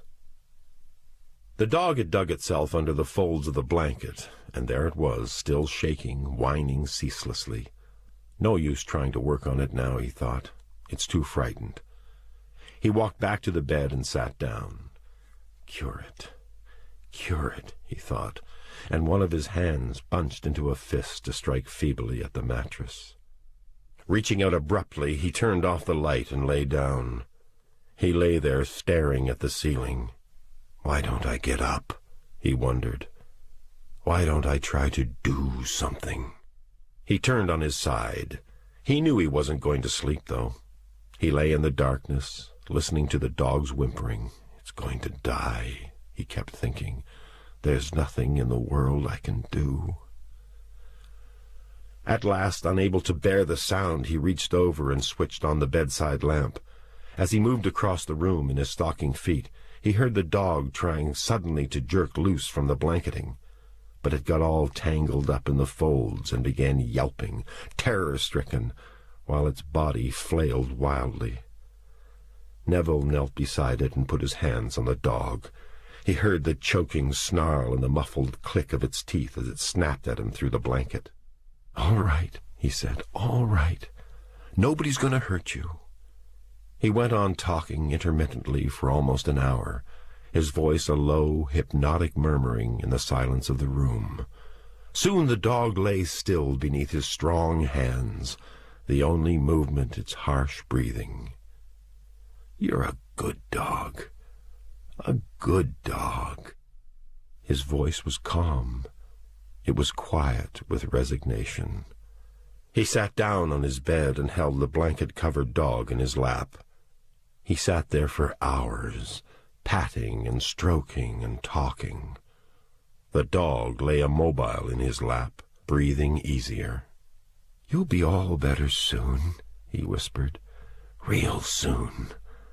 The dog looked up at him with its dull, sick eyes, and then its tongue faltered out and licked roughly and moistly across the palm of Neville's hand. Something broke in Neville's throat.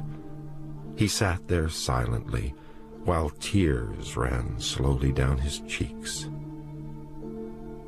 In a week, the dog was dead.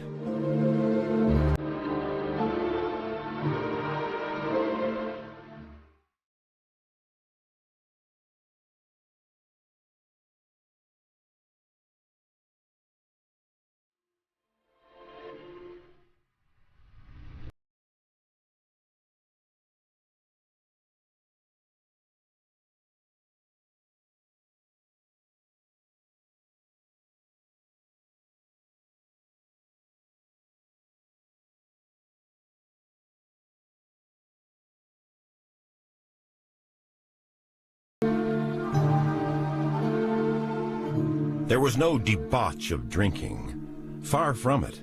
He found that he actually drank less. Something had changed.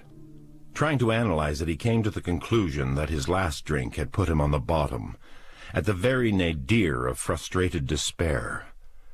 Now, unless he put himself under the ground, the only way he could go was up. After the first few weeks of building up intense hope about the dog, it had slowly dawned on him that intense hope was not the answer, and never had been. In a world of monotonous horror, there could be no salvation in wild dreaming. Horror he had adjusted to, but monotony was the greater obstacle, and he realized it now, understood it at long last. And understanding it seemed to give him a sort of quiet peace, a sense of having spread all the cards on his mental table, examined them, and settled conclusively on the desired hand. Burying the dog had not been the agony he had supposed it would be. In a way it was almost like burying threadbare hopes and false excitements. From that day on he learned to accept the dungeon he existed in, neither seeking to escape with sudden daring do, nor beating his pate bloody on its walls. And thus resigned, he returned to work. It had happened almost a year before, several days after he'd put Virginia to her second and final rest.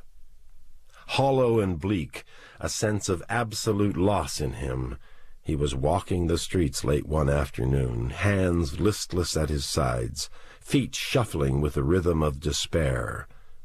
His face was a blank. He had wandered through the streets for hours, neither knowing or caring where he was going. All he knew was that he couldn't return to the empty house, couldn't look at the things they had touched and held and known. He couldn't look at Kathy's empty bed, at her clothes hanging still and useless in the closet, couldn't look at the bed that he and Virginia had slept in, at her clothes, her jewelry. He couldn't go near the house. And so he walked and wandered, and he didn't know where he was when the people started milling past him, when the man caught his arm and breathed garlic in his face. "Come, brother, come," the man said, his voice a grating rasp. He saw the man's throat moving like clammy turkey skin, the red splotched cheeks, the feverish eyes, the black suit, unpressed, unclean. "Come, and be saved, brother, saved." Robert Neville stared at the man. He didn't understand. The man pulled him on, his skeleton fingers on Neville's arm. "It's never too late, brother," said the man. "Salvation comes to him who—" The last of his words were lost now in the rising murmur of sound from the great tent they were approaching. It sounded like the sea, imprisoned under canvas, roaring to escape. Robert Neville tried to loose his arm. "I don't want to—" The tent had swallowed him then. The ocean of shouting, stamping, hand-clapping sound engulfed him. He flinched instinctively and felt his heart begin to pump heavily. He was surrounded now by people, hundreds of them, swelling and gushing around him like waters closing in, and yelling, clapping, and crying out words Robert Neville couldn't understand. Then the cries died down, and he heard the voice that stabbed through the half-light like knifing doom, that crackled and bit shrilly over the loudspeaker system. "Do you want to fear the holy cross of God? Do you want to look into the mirror and not see the face that Almighty God has given you? Do you want to come crawling back from the grave like a monster out of hell?" The voice enjoined hoarsely, pulsing, driving. "Do you want to be changed into a black, unholy animal? Do you want to stain the living sky with hell-born bat wings? I ask you, do you want to be turned into godless, night-cursed husks, into creatures of eternal damnation?" "No!" the people erupted, terror-stricken. "No! Save us!" Robert Neville backed away, bumping into flailing-handed, white-jawed true believers, screaming out for succor from the lowering skies. "I tell you that unless we become as little children, stainless and pure in the eyes of our Lord, unless we stand up and shout out the glory of Almighty God and of His only begotten Son, Jesus Christ, our Savior, unless we fall on our knees and beg forgiveness for our grievous offenses, we are damned." The people twisted and moaned, and smote their brows, and shrieked in mortal terror, and screamed out terrible hallelujahs. Robert Neville was shoved about, stumbling and lost in a treadmill of hopes, in a crossfire of frenzied worship. "God has punished us for our great transgressions," He has opened the grave. He has unsealed the crypt. He has turned the dead from their black tombs and set them upon us. Oh, God, you have struck us with the might of your almighty wrath. Clapping hands like the splatter of irregular rifle fire, praying bodies like stalks in a terrible wind, moans of the great potential dead, screams of the fighting living. Robert Neville strained through their violent ranks, face white, hands before him like those of a blind man seeking shelter. He escaped, weak and trembling, stumbling away from them. Inside the tent, the people screamed, but night had already fallen. He thought about that now as he sat in the living room nursing a mild drink, a psychology text resting on his lap. A quotation had started the train of thought, sending him back to that evening 10 months before, when he'd been pulled into the revival meeting. This condition, known as hysterical blindness, may be partial or complete, including one, several, or all objects. That was the quotation he had read. It had started him working on the problem again. A new approach now. Before, he had stubbornly persisted in attributing all vampire phenomena to the germ. If certain of these phenomena did not fit in with the bacilli, he felt inclined to judge their cause as superstition. True, he'd vaguely considered psychological explanations, but he'd never really given much credence to such a possibility. Now, released at last from unyielding preconceptions, he did. There was no reason, he knew, why some of the phenomena should not be physically caused, the rest psychological, and now that he accepted it, it seemed one of those patent answers that only a blind man would miss. Well, I always was the blind man type, he thought in quiet amusement. Consider, he thought then, the shock undergone by a victim of the plague. Toward the end of the plague, yellow journalism had spread a cancerous dread of vampires to all corners of the nation. He could remember himself the rash of pseudo-scientific articles that veiled an out-and-out fright campaign designed to sell papers. There was something grotesquely amusing in that, the frenetic attempt to sell papers while the world died. Not that all newspapers had done that. Those papers that had lived in honesty and integrity had died the same way. Yellow journalism, though, had been rampant in the final days, and in addition, a great upsurge in revivalism had occurred. In a typical desperation for quick answers, easily understood, people had turned to primitive worship as the solution, with less than success. Not only had they died as quickly as the rest of the people, but they had died with terror in their hearts, with a mortal dread flowing in their very veins. And then, Robert Neville thought, to have this hideous dread vindicated, to regain consciousness beneath hot, heavy soil, and know that death had not brought rest, to find themselves clawing up through the earth, their bodies driven now by a strange, hideous need. Such traumatic shocks could undo what mind was left, and such shocks could explain much. The cross, first of all. Once they were forced to accept vindication of the dread of being repelled by an object that had been a focal point of worship, their minds could have snapped. Dread of the cross sprang up, and driven on, despite already created dreads, the vampire could have acquired an intense mental loathing, and this self-hatred could have set up a block in their weakened minds, causing them to be blind to their own abhorred image. It could make them lonely, soul-lost slaves of the night, afraid to approach anyone, living a solitary existence, often seeking solace in the soil of their native land, struggling to gain a sense of communion with something, anything. The water? That he did accept as superstition, a carryover of the traditional legend that witches were incapable of crossing running water, as written down in the story of Tam O'Shanter. Witches, vampires, in all these feared beings there was a sort of interwoven kinship. Legends and superstitions could overlap, and did.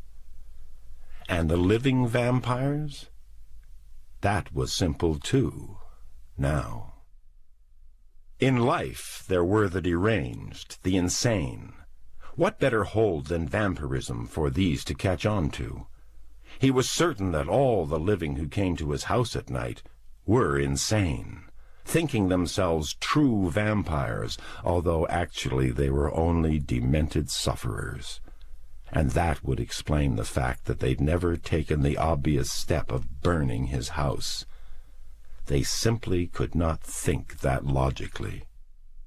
Neville sat looking at the half-finished drink, a thin smile fastened to his lips.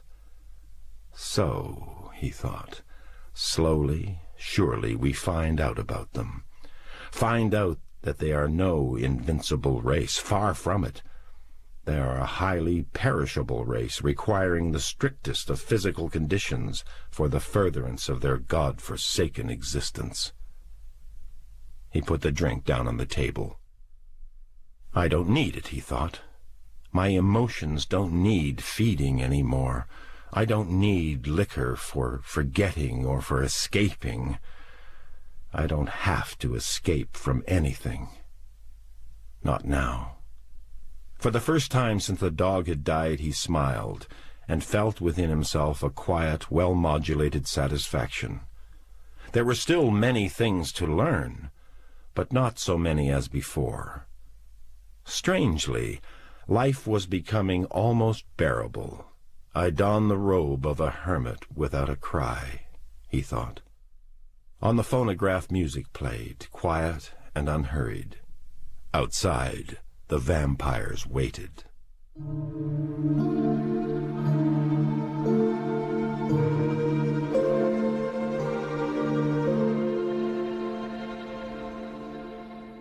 He was out hunting for Cortman. It had become a relaxing hobby, one of the few diversions left to him. On those days when he didn't care to leave the neighborhood, and there was no demanding work to be done on the house, he would search. Under cars, behind bushes, under houses, up fireplaces, in closets, under beds, in refrigerators, any place into which a moderately corpulent male body could conceivably be squeezed. Ben Cortman could be in any one of those places at one time or another. He changed his hiding place constantly. Neville felt certain that Cortman knew he was singled out for capture. He felt further that Cortman relished the peril of it. If the phrase were not such an obvious anachronism, Neville would have said that Ben Cortman had a zest for life. Sometimes he thought that Cortman was happier now than he had ever been before. Neville ambled slowly up Compton Boulevard towards the next house he meant to search. An uneventful morning had passed.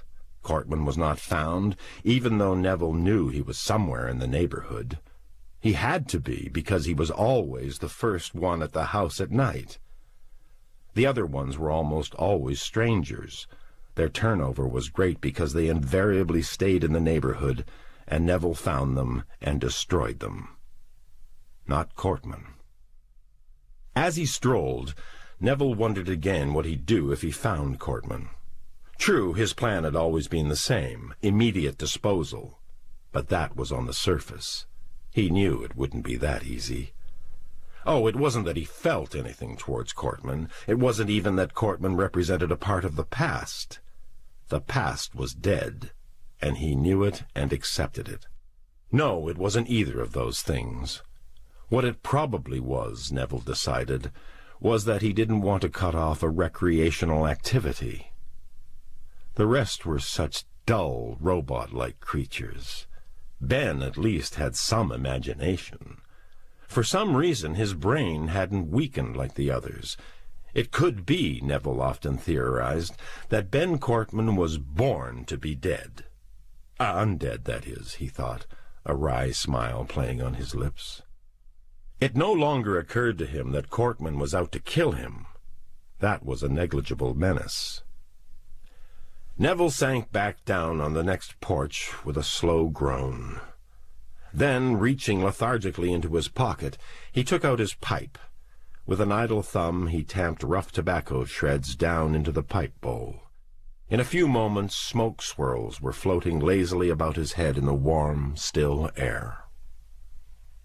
It was a bigger, more relaxed Neville that gazed out across the wide field on the other side of the boulevard. An evenly paced hermit life had increased his weight to 230 pounds. His face was full, his body broad and muscular. He had long before given up shaving.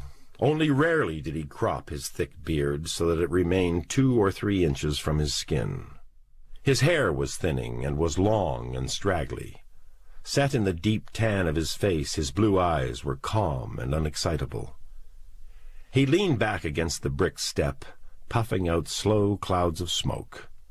Far out across that field he knew there was still a depression in the ground where he had buried Virginia, where she had unburied herself.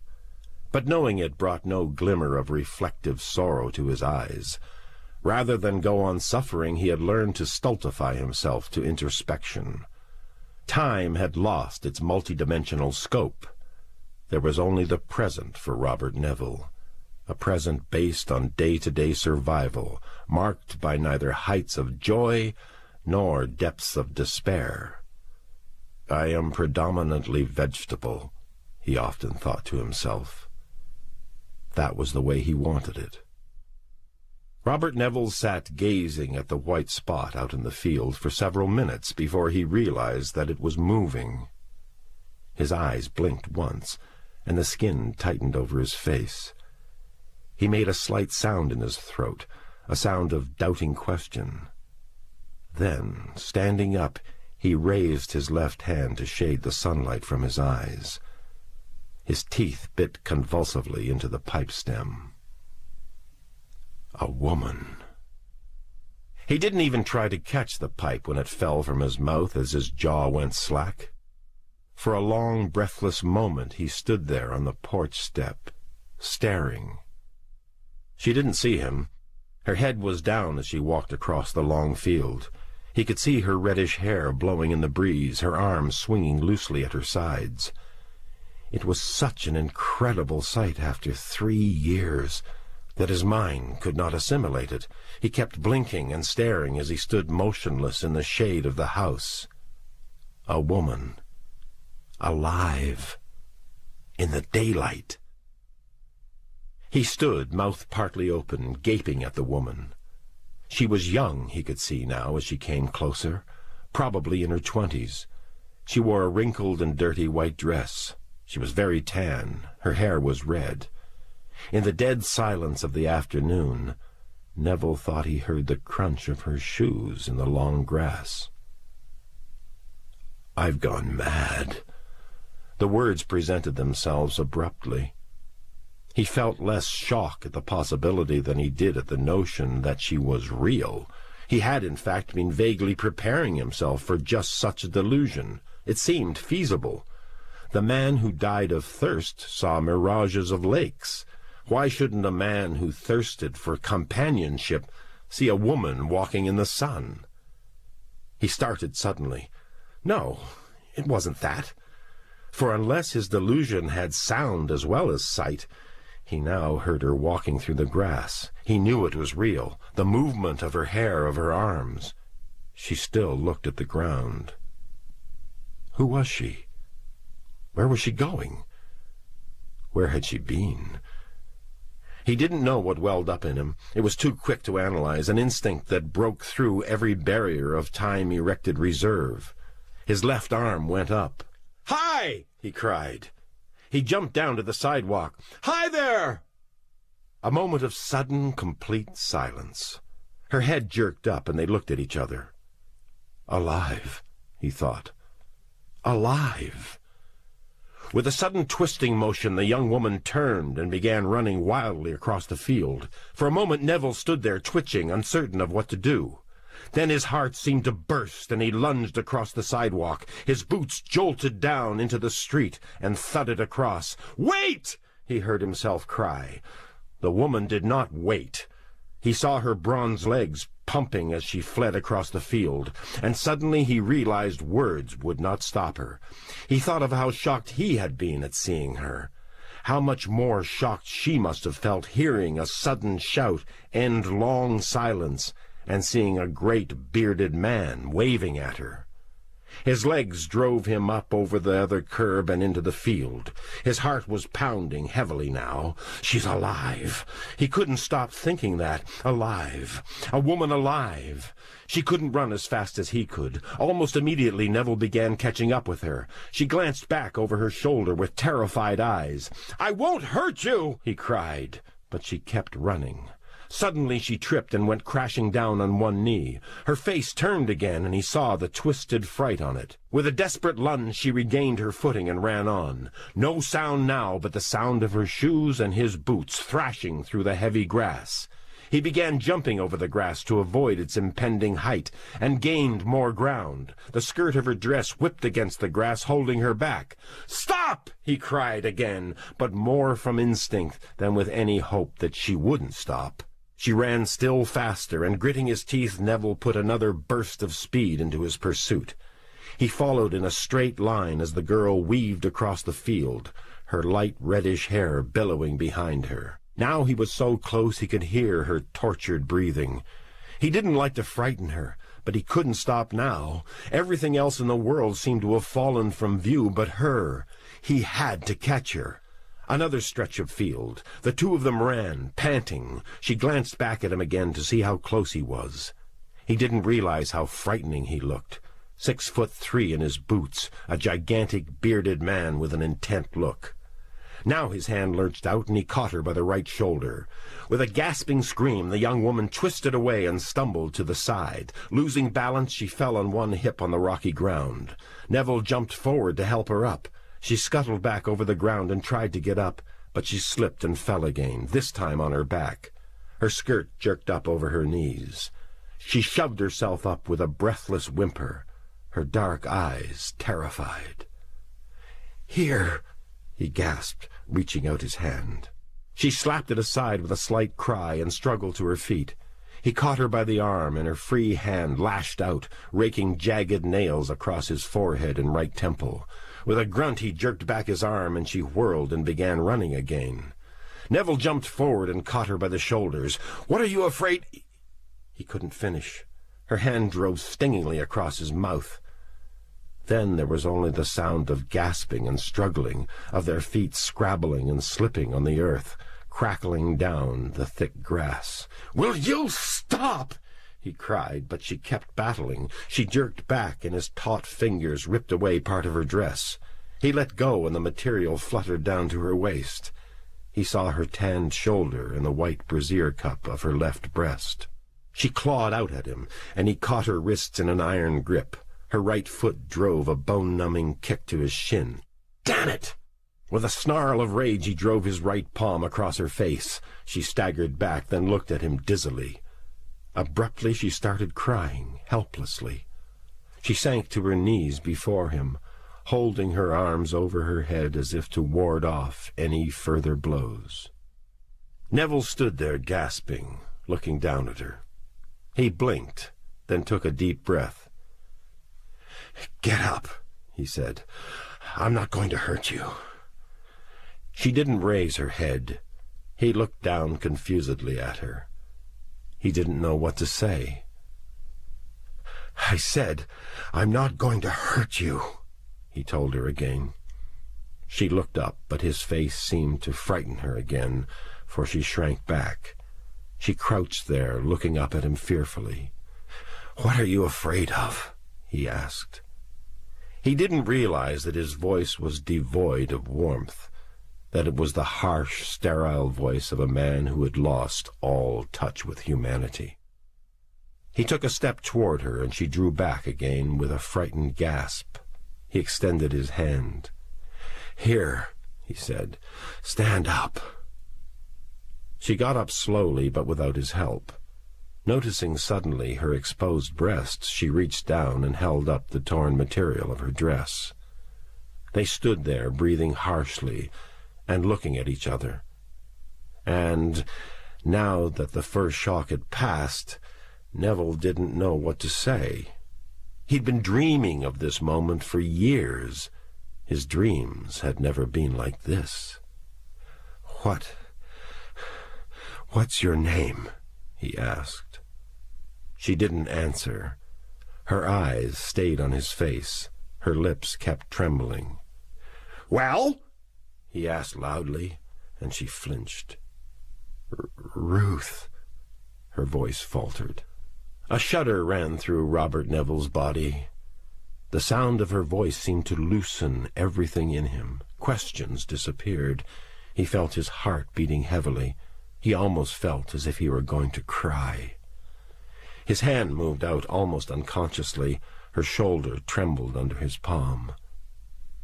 "Ruth," he said in a flat, lifeless voice. His throat moved as he stared at her.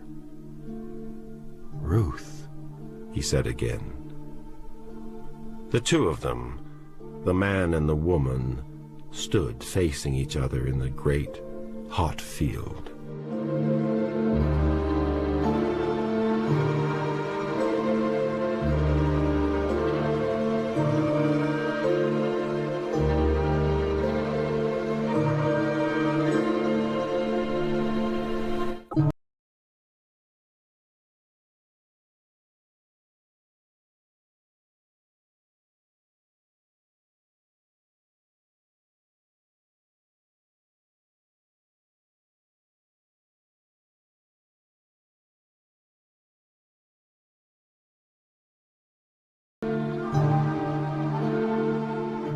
The woman lay motionless on his bed, sleeping. It was past 4 in the afternoon. At least 20 times Neville had stolen into the bedroom to look at her and see if she were awake. Now he sat in the kitchen, drinking coffee and worrying. What if she is infected, though? He argued with himself.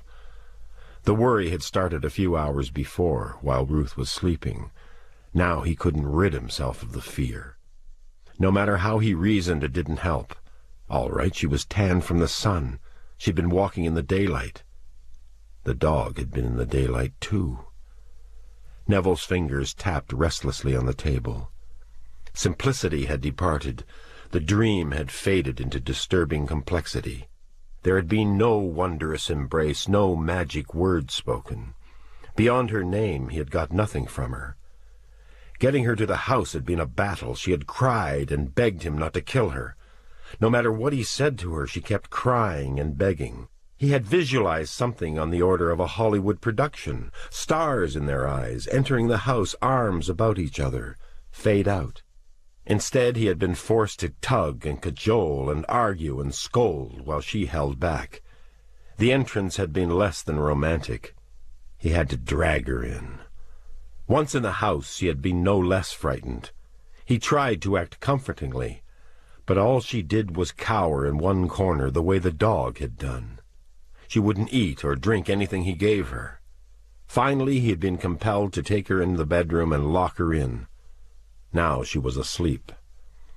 He sighed wearily and fingered the handle of his cup. All these years, he thought, dreaming about a companion. Now I meet one and the first thing I do is distrust her, treat her crudely and impatiently. And yet there was really nothing else he could do. He had accepted too long the proposition that he was the only normal person left. It didn't matter that she looked normal. He'd seen too many of them lying in their coma that looked as healthy as she. They weren't, though, and he knew it. The simple fact that she had been walking in the sunlight wasn't enough to tip the scales on the side of trusting acceptance. He had doubted too long. His concept of the society had become iron-bound. It was almost impossible for him to believe that there were others like him. And after the first shock had diminished, all of the dogma of his long years alone had asserted itself. With a heavy breath he rose and went back to the bedroom. She was still in the same position. Maybe, he thought, she's gone back into coma again. He stood over the bed, staring down at her. Ruth. There was so much about her he wanted to know, and yet he was almost afraid to find out. Because if she were like the others, there was only one course open, and it was better not to know anything about the people you killed.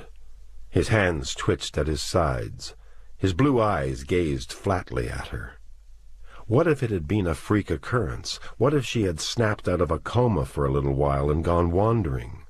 It seemed possible, and yet as far as he knew, daylight was the one thing the germ could not endure. Why wasn't that enough to convince him she was normal? Well, there was only one way to make sure. He bent over and put his hand on her shoulder. "Wake up," he said. She didn't stir. His mouth tightened and his fingers drew in on her soft shoulder. Then he noticed the thin golden chain around her throat. Reaching in with rough fingers, he drew it out of the bosom of her dress. He was looking at the tiny gold cross when she woke up and recoiled into the pillow. She's not in a coma. That was all he thought. "What are you doing?" It was harder to distrust her when she spoke. The sound of the human voice was so strange to him that it had a power over him it had never had before. "I'm... nothing." Awkwardly, he stepped back and leaned against the wall. He looked at her a moment longer. Then he asked, "Where are you from?" She lay there looking blankly at him. "I asked you where you were from," he said. Again she said nothing. He pushed himself away from the wall with a tight look on his face. Inglewood," she said hastily. He looked at her coldly for a moment, then leaned back against the wall. "I see," he said. Did you live alone?" "I was married." "Where's your husband?" "He's dead." "For how long?" "Last week." "And what did you do after he died?" "Ran." She bit her lower lip. "I ran away." "You mean you've been wandering all this time?" "Yes." He looked at her without a word. Then abruptly he turned, and his boots thumped loudly as he walked into the kitchen. Pulling open a cabinet door, he drew down a handful of garlic cloves. He put them on a dish, tore them into pieces, and mashed them to a pulp. The acrid fumes assailed his nostrils. She was propped up on one elbow when he came back. Without hesitation he pushed the dish almost to her face. She turned her head away with a faint cry. "What are you doing?" she asked, and coughed once. "Why do you turn away? Please, why do you turn away? It smells." Her voice broke into a sob. "Don't! You're making me sick."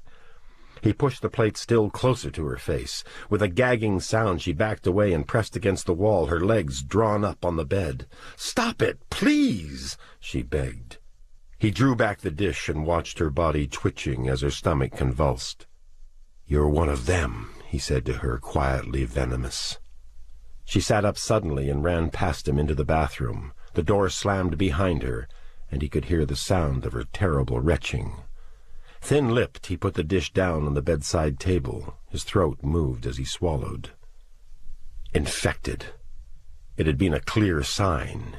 He had learned over a year before that the garlic was an allergen to any system infected with vampirus bacillus.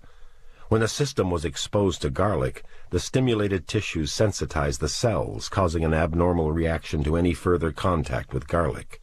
That was why putting it into their veins had accomplished little. They had to be exposed to the odor, and the woman had reacted in the wrong way. Robert Neville sank down on the bed. After a moment he frowned. If what she had said was true, she had been wandering around for a week. She would naturally be exhausted and weak, and under those conditions the smell of so much garlic could have made her retch. His fist thudded down onto the mattress. He still didn't know then, not for certain. And, objectively, he knew he had no right to decide on inadequate evidence. It was something he'd learned the hard way, something he knew and believed absolutely. He was still sitting there when she unlocked the bathroom door and came out. She stood in the hall a moment looking at him, then went into the living room. He rose and followed. When he came into the living room, she was sitting on the couch. "Are you satisfied?" she asked. "Never mind that," he said. "You're on trial, not me." She looked up angrily as if she meant to say something. Then her body slumped, and she shook her head. He felt a twinge of sympathy for a moment. She looked so helpless, her thin hands resting on her lap. She didn't seem to care any more about her torn dress. He looked at the slight swelling of her breast. Her figure was very slim, almost curveless, not at all like the woman he'd used to envision. Never mind that, he told himself. That doesn't matter anymore. He sat down in the chair and looked across at her. She didn't return his gaze. "Listen to me," he said then. "I have every reason to suspect you of being infected, especially now that you've reacted in such a way to garlic." She said nothing. "Haven't you anything to say?" he asked. She raised her eyes. "You think I'm one of them," she said. "I think you might be." "I'm awake," she said. "I'm not in a coma." He said nothing. It was something he couldn't argue with, even though it didn't assuage doubt. "I've been in Inglewood many times," he said finally. "Why didn't you hear my car?" "Inglewood is a big place." He looked at her carefully, his fingers tapping on the arm of the chair. "I'd like to believe you," he said. "Would you?" she asked. Another stomach contraction hit her, and she bent over with a gasp, teeth clenched. Robert Neville sat there wondering why he didn't feel more compassion for her. Emotion was a difficult thing to summon from the dead, though.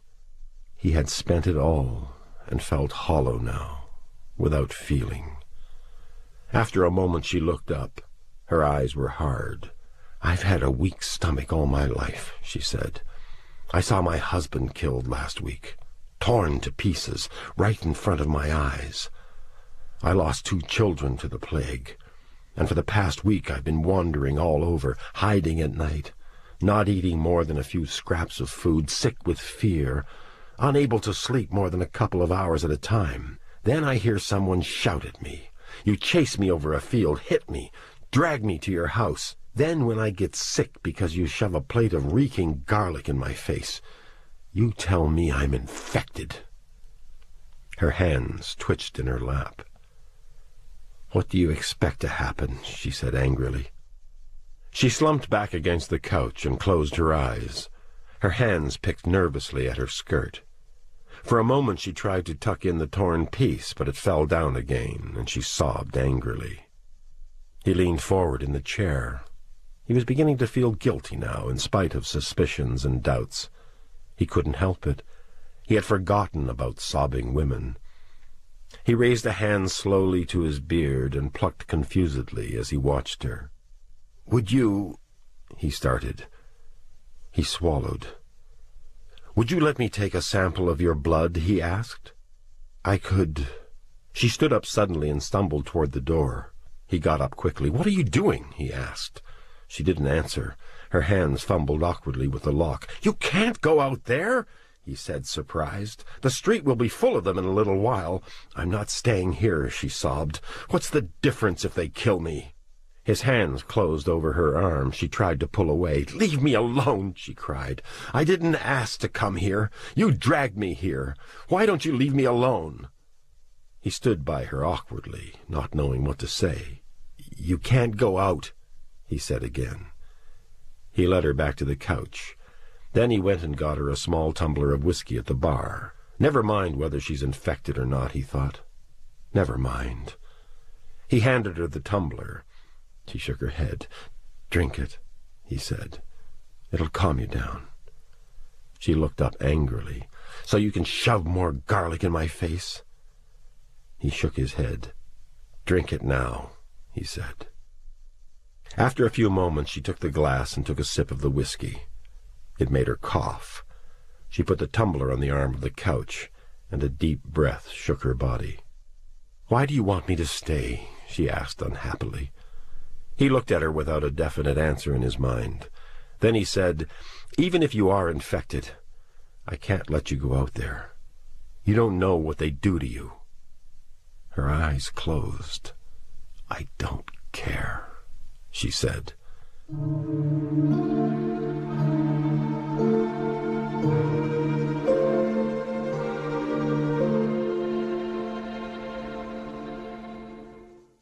"I don't understand it," he told her over supper. "Almost 3 years now, and still there are some of them alive. Food supplies are being used up. As far as I know, they still lie in a coma during the day." He shook his head. "But they're not dead. 3 years, and they're not dead. What keeps them going?" She was wearing his bathrobe. About 5, she had relented, taken a bath, and changed. Her slender body was shapeless in the voluminous terry-cloth folds. She'd borrowed his comb and drawn her hair back into a ponytail, fastened with a piece of twine. "We used to see them sometimes," she said. "We were afraid to go near them, though. We didn't think we should touch them." "Didn't you know they'd come back after they died?" She shook her head. "No." "Didn't you wonder about the people who attacked your house at night? It never entered our minds that they were—" She shook her head slowly. "It's hard to believe something like that." "I suppose," he said. He glanced at her as they sat eating silently. It was hard, too, to believe that here was a normal woman, hard to believe that after all these years a companion had come. It was more than just doubting her. It was doubting that anything so remarkable could happen in such a lost world. "Tell me more about them," Ruth said. He got up and took the coffee pot off the stove. He poured more into her cup, into his, then replaced the pot and sat down. "How do you feel now?" he asked her. "I feel better, thank you." He nodded and spooned sugar into his coffee. He felt her eyes on him as he stirred. What's she thinking? He wondered. He took a deep breath, wondering why the tightness in him didn't break. For a while he'd thought that he trusted her. Now he wasn't sure. "You still don't trust me," she said. "It's not that. Of course it is," she said quietly. She sighed. "Oh, very well. If you have to check my blood, check it." He looked at her suspiciously, his mind questioning. Is it a trick? He hid the movement of his throat in swallowing coffee. It was stupid, he thought, to be so suspicious. He put down the cup. "Good," he said. "Very good." He looked at her as she stared into the coffee. "If you are infected," he told her, "I'll do everything I can to cure you." Her eyes met his. "And if you can't?" Silence a moment. "Let's wait and see," he said then. They both drank the coffee. Then he asked, "Shall we do it now?" "Please," she said, "in the morning. I still feel a little ill." "All right," he said, nodding. "In the morning." They finished their meal in silence. Neville felt only a small satisfaction that she was going to let him check her blood. He was afraid that he might discover that she was infected. In the meantime, he had to pass an evening and a night with her, perhaps get to know her and be attracted to her. When in the morning he might have to... Later, in the living room, they sat looking at the mural, sipping port, and listening to Schubert's Fourth Symphony. "I wouldn't have believed it," she said, seeming to cheer up. "I never thought I'd be listening to music again, drinking wine." She looked around the room. "You've certainly done a wonderful job," she said. "What about your house?" "It was nothing like this," she said. "We didn't have a—" "How did you protect your house?" he interrupted. "Oh," she thought for a moment. "We had it boarded up, of course, and we used crosses. They don't always work," he said quietly after a moment of looking at her. She looked blank. "They don't?" Why should a Jew fear the cross, he said. Why should a vampire who had been a Jew fear it? Most people were afraid of becoming vampires. Most of them suffer from hysterical blindness before mirrors. But as far as the cross goes, well, neither a Jew nor a Hindu nor a Muslim nor an atheist, for that matter, would fear the cross. She sat holding her wine-glass and looking at him with expressionless eyes. That's why the cross doesn't always work. You didn't let me finish, she said. We used garlic, too. I thought it made you sick. I was already sick. I used to weigh 120. I weigh 98 pounds now. He nodded. But as he went into the kitchen to get another bottle of wine, he thought, she would have adjusted to it by now, after 3 years. Then again, she might not have. What was the point in doubting her now? She was going to let him check her blood. What else could she do? It's me, he thought. I've been by myself too long. I won't believe anything unless I see it in a microscope. Heredity triumphs again. I'm my father's son, damn his moldering bones. Standing in the dark kitchen, digging his blunt nail under the wrapping around the neck of the bottle, Robert Neville looked into the living room at Ruth. His eyes ran over the robe, resting a moment on the slight prominence of her breasts, dropping then to the bronze calves and ankles, up to the smooth kneecaps.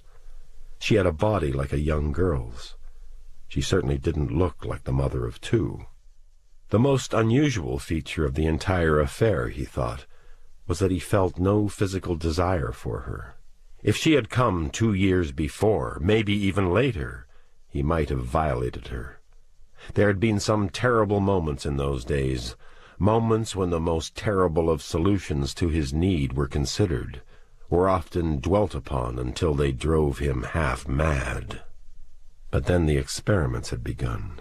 Smoking had tapered off, drinking lost its compulsive nature. Deliberately and with surprising success, he had submerged himself in investigation. His sex drive had diminished, had virtually disappeared.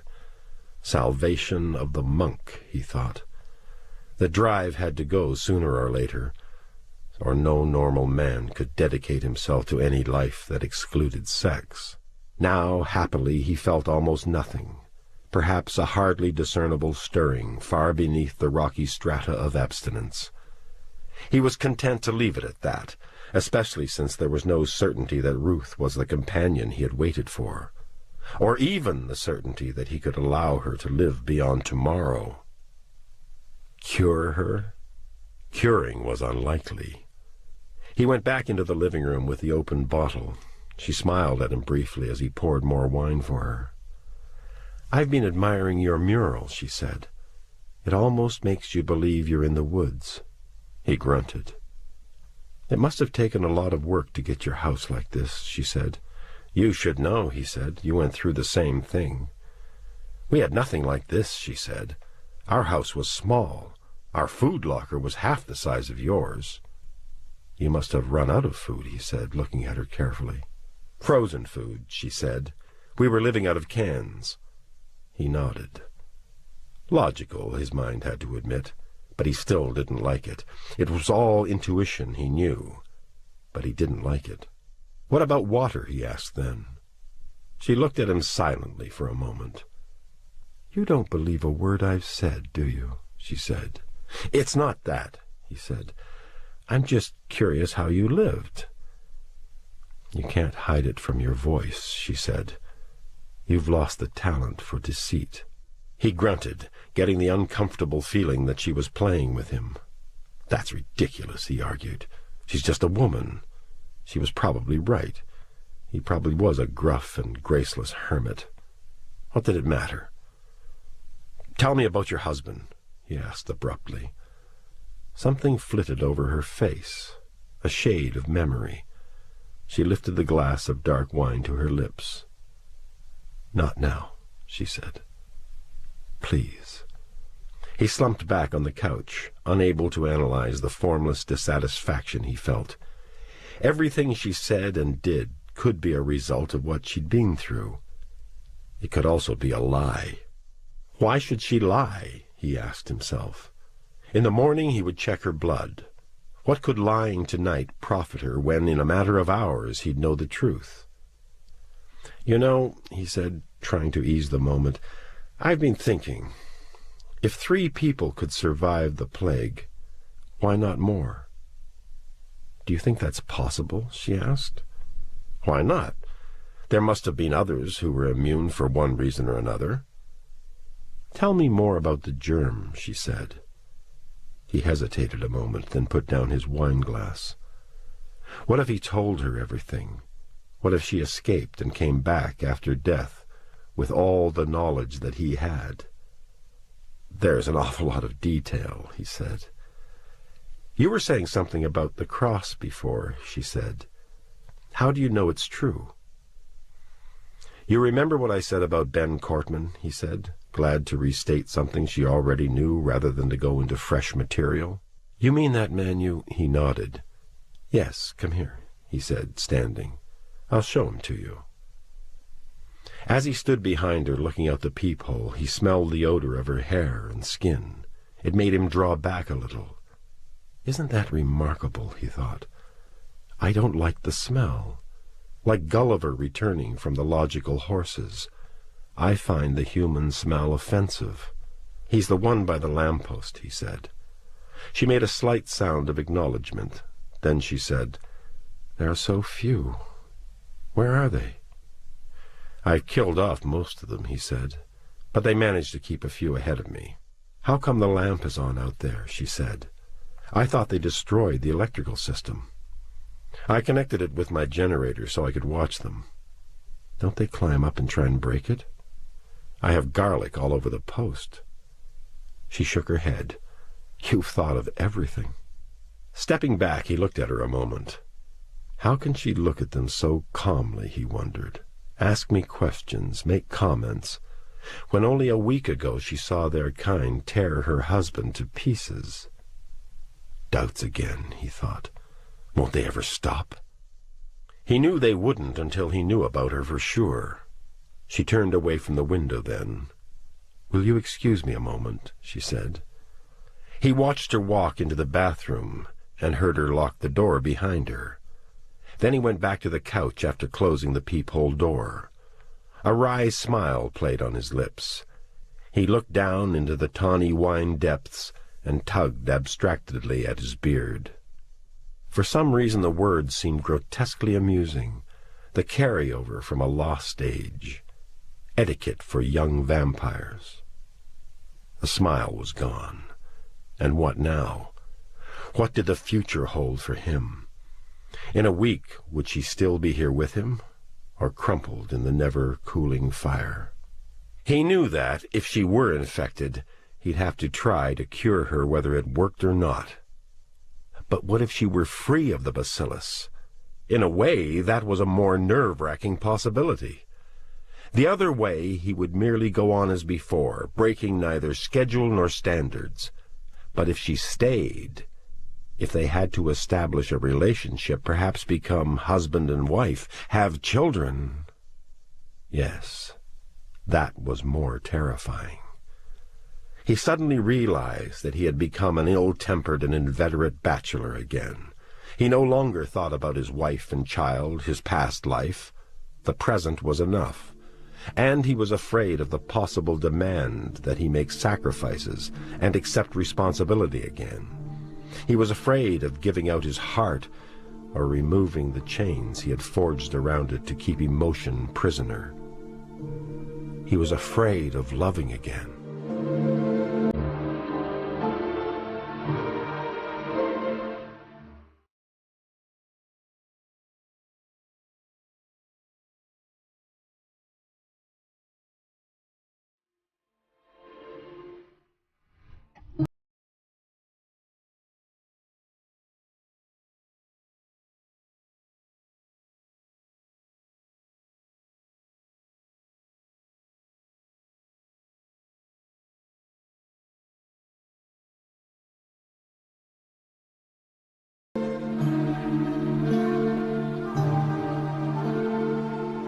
When Ruth came out of the bathroom, Robert Neville was still sitting there, thinking. The record player, unnoticed by him, let out only a thin scratching sound.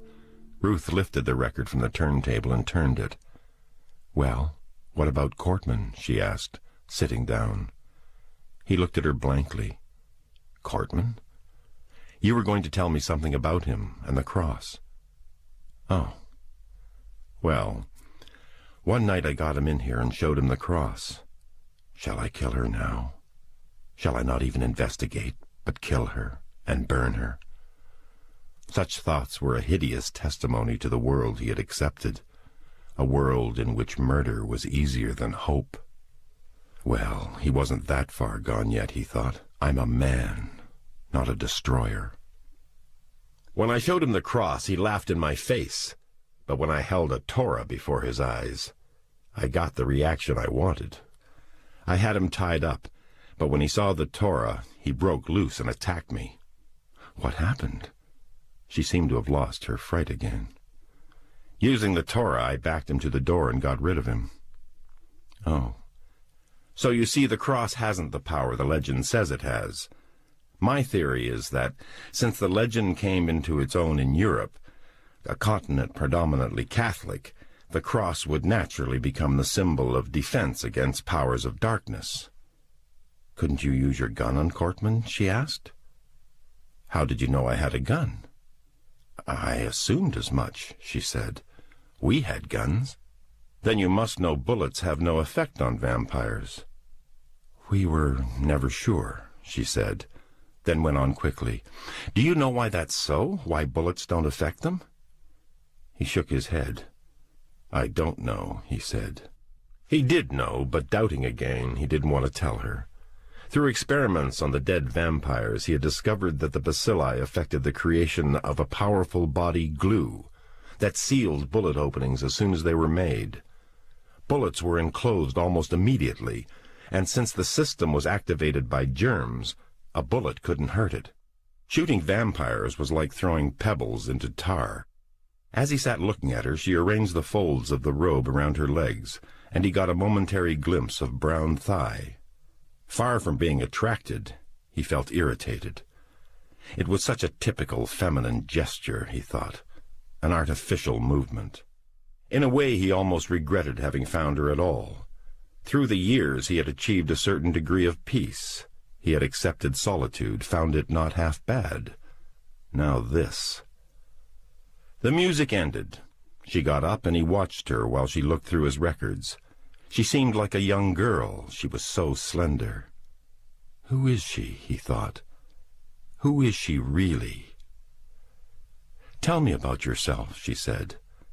Another typical feminine question, he thought. "Nothing to tell," he said. She was smiling again. Was she laughing at him? "You scared the life out of me this afternoon," she said. "You and your bristly beard, and those wild eyes." Wild eyes? That was ridiculous. What was she trying to do? Break down his reserve with cuteness? "What do you look like under all those whiskers?" she asked. "Nothing," he said. "Just an ordinary face." "How old are you, Robert?"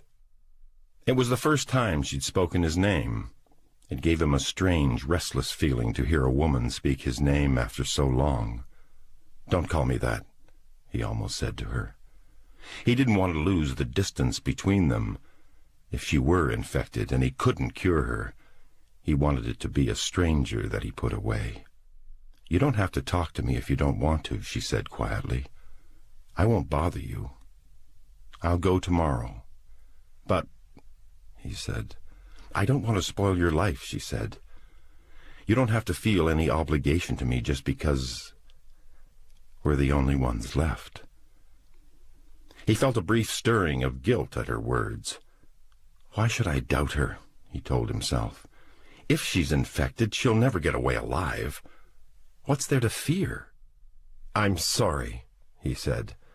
"I've been alone a long time. If you'd like to talk, I'll be glad to tell you anything I can." She looked at him, her eyes not committing themselves at all. "I would like to know about the disease," she said. "I lost my 2 girls because of it, and it caused my husband's death." He looked at her and then spoke. "It's a bacillus," he said. "It creates an isotonic solution in the blood, circulates the blood slower than normal, activates all bodily functions, lives on fresh blood. Deprived of blood, it makes self-killing bacteriophages or else sporulates." She looked blank. Terms so common to him now were completely foreign to her. "Well," he said, "most of those things aren't so important."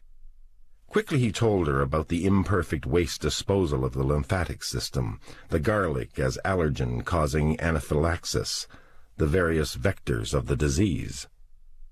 "Then why are we immune?" she asked. With a shrug, he said, "I don't know about you. As for me, while I was stationed in Panama during the war, I was bitten by a vampire bat. And though I can't prove it, my theory is that the bat had previously encountered a true vampire and acquired the vampirus germ. The germ caused the bat to seek human rather than animal blood. But by the time the germ had passed into my system, it had been weakened in some way by the bat system. It made me terribly ill, of course, but it didn't kill me, and as a result my body built up an immunity to it. That's my theory, anyway. I can't find any better reason." "But didn't the same thing happen to others down there?" "I don't know," he said quietly. "I killed the bat." She looked at him without a word, her surveillance making Neville feel restive. He went on talking even though he didn't really want to. "At first I thought the stake had to hit their hearts," he said. "I believed the legend. I found out that wasn't so. I put stakes in all parts of their bodies and they died. That made me think it was hemorrhage. But then one day—" And he told her about the woman who had decomposed before his eyes. "I knew then it couldn't be hemorrhage," he went on, feeling a sort of pleasure in reciting his discoveries. "I didn't know what to do. Then one day it came to me." "What?" she asked. "I took a dead vampire. I put his arm into an artificial vacuum. I punctured his arm inside that vacuum. Blood spurted out, but that's all. When I let the air back into the tank, the arm decomposed," he said. "You see, the bacillus lives with or without oxygen, but with a difference. Inside the system, it is anaerobic and sets up a symbiosis with the system. The vampire feeds it fresh blood. The bacteria provides the energy so the vampire can get more fresh blood. The germ also causes, I might add, the growth of the canine teeth." "Yes," she said. "When air enters," he said, "the situation changes. The germ becomes aerobic, and instead of being symbiotic, it becomes virulently parasitic." He paused. "It eats the host." "Then the stake," she started.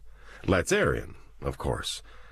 Lets it in and keeps the flesh open so the body glue can't function.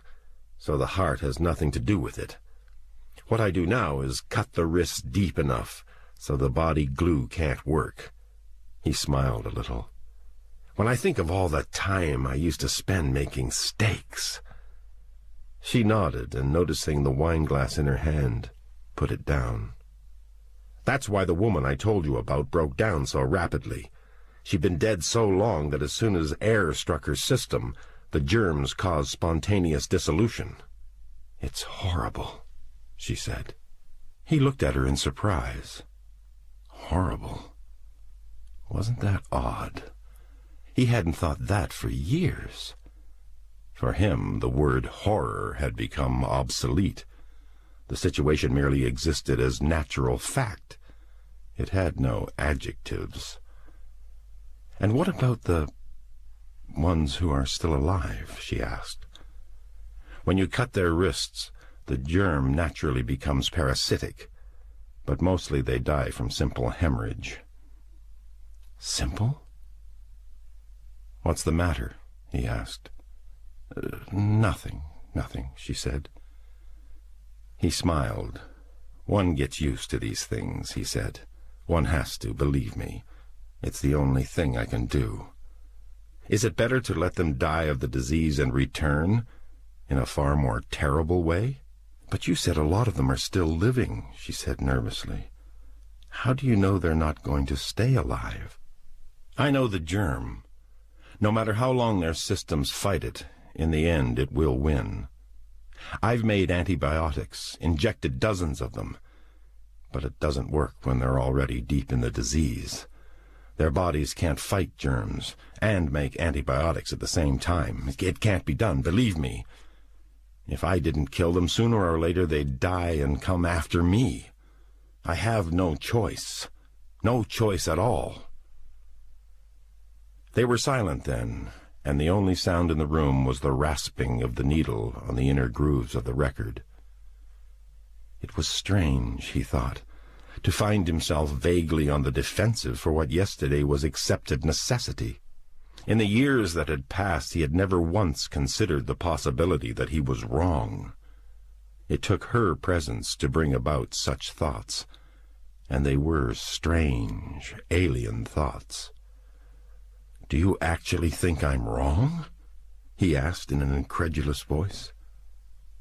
"It's not for me to say," she said.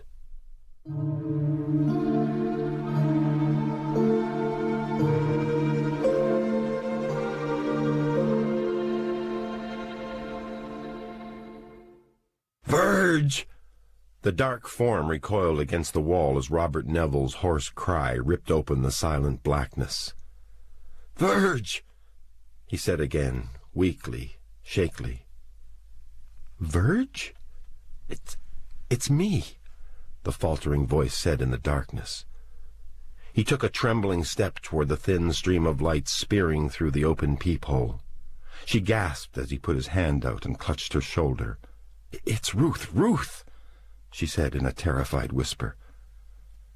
He stood there in the darkness, eyes gazing without comprehension at the dark form before him.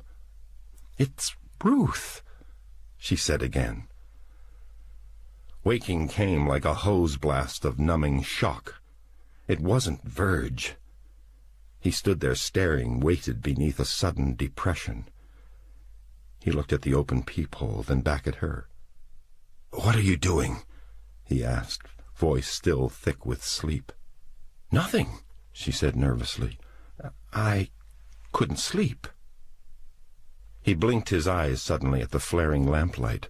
Then his hands dropped down from the lamp switch, and he turned around. She was against the wall, blinking at the light, her hands drawn into tight fists. "Why are you dressed?" "I couldn't sleep." Through the open peephole he heard them yelling, and he heard Cortman shout, "Come out, Neville!" Moving to the peephole, he pushed the small wooden door shut and turned to her. "You were going to leave while I was still asleep?" "No, were you?"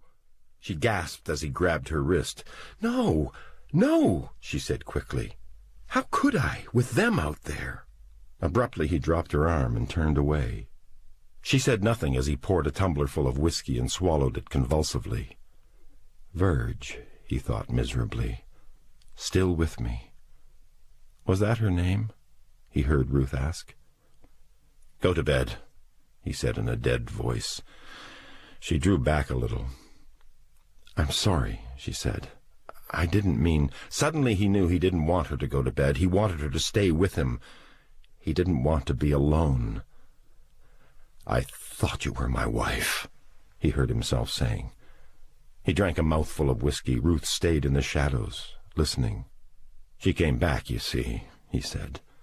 "I buried her, but one night she came back. She looked like you did. An outline, a shadow. Dead, but she came back. I tried to keep her with me. I tried. But she wasn't the same anymore. You see, all she wanted was—" He forced down the sob in his throat. "My own wife," he said in a trembling voice, "coming back to drink my blood. I put her away again. I had to do the same thing to her I'd done to the others. My own wife." There was a clicking in his throat. "A stake," he said in a terrible voice. "I had to put a stake in her." It was the only thing I knew to do.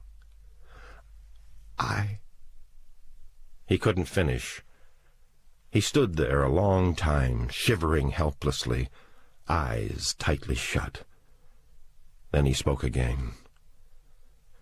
Almost 3 years ago I did that, and I still remember it. It's still with me. What can you do? What can you do? He drove a fist down on the bar top as the anguish of memory swept over him again. He ran shaking fingers through his hair. I know what you feel. I know. I didn't at first. I didn't trust you. I was safe, secure in my little shell. Now...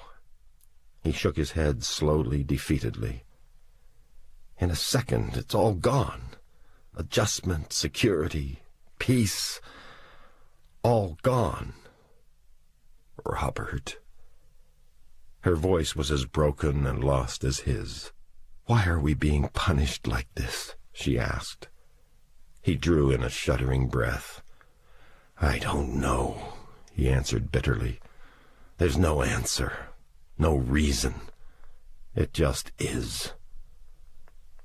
She was close to him now, and suddenly, without hesitation or drawing back, he drew her against him, and they were two people holding each other tightly in the lost measure of night. Robert. Robert. Her hands rubbed over his back, stroking and clutching, while his arms held her firmly, and he pressed his eyes shut against her warm, soft hair.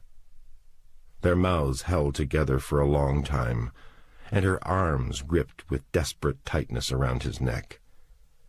Then they were sitting in the darkness, pressing close together, as if all the heat in the world were in their bodies, and they would share the warmth between them. I'm sorry, Ruth.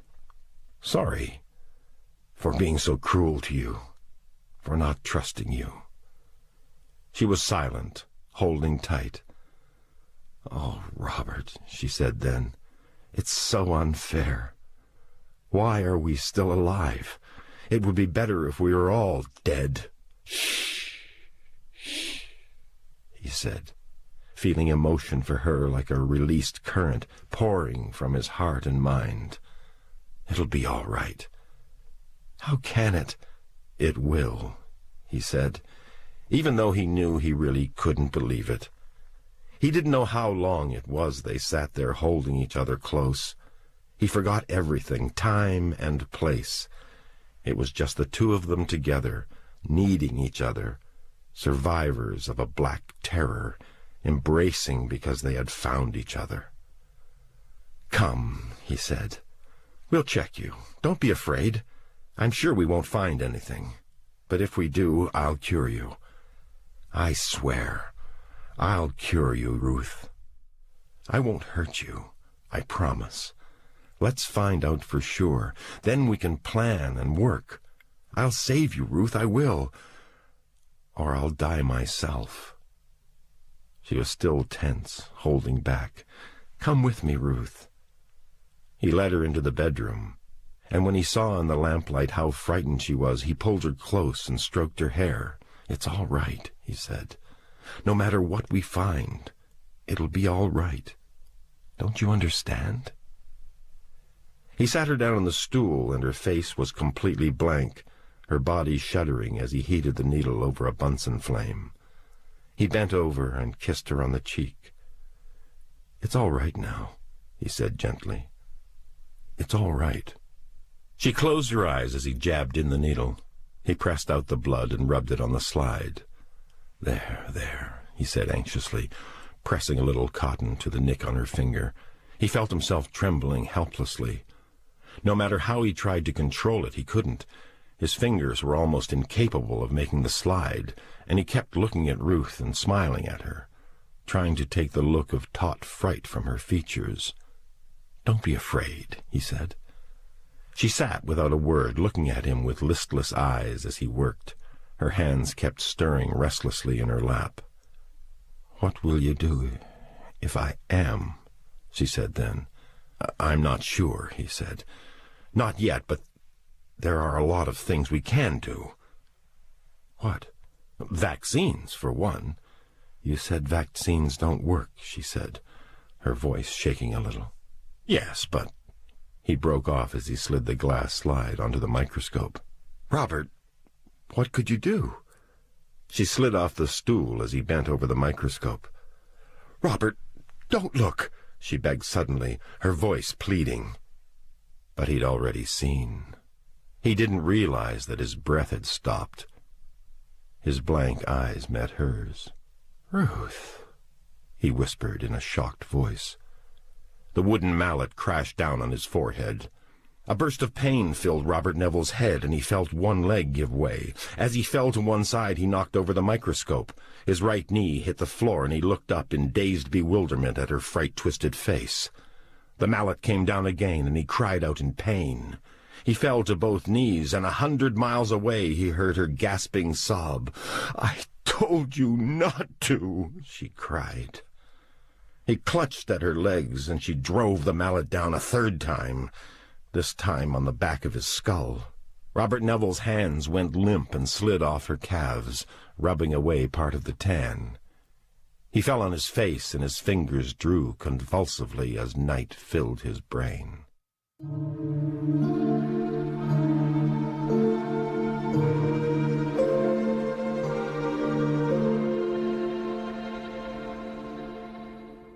When he opened his eyes, there was no sound in the house.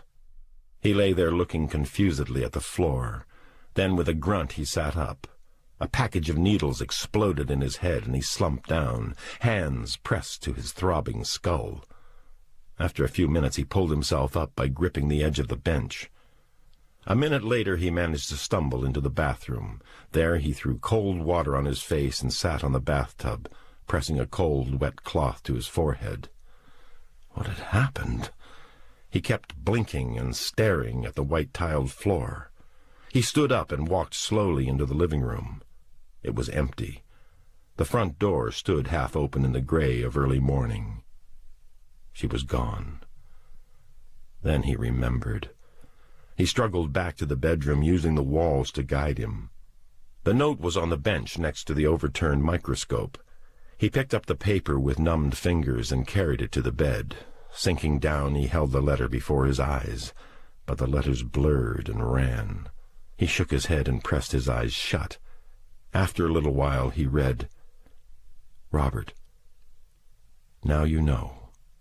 Know I was spying on you. Know that almost everything I told you was a lie. I'm writing this note, though, because I want to save you if I can.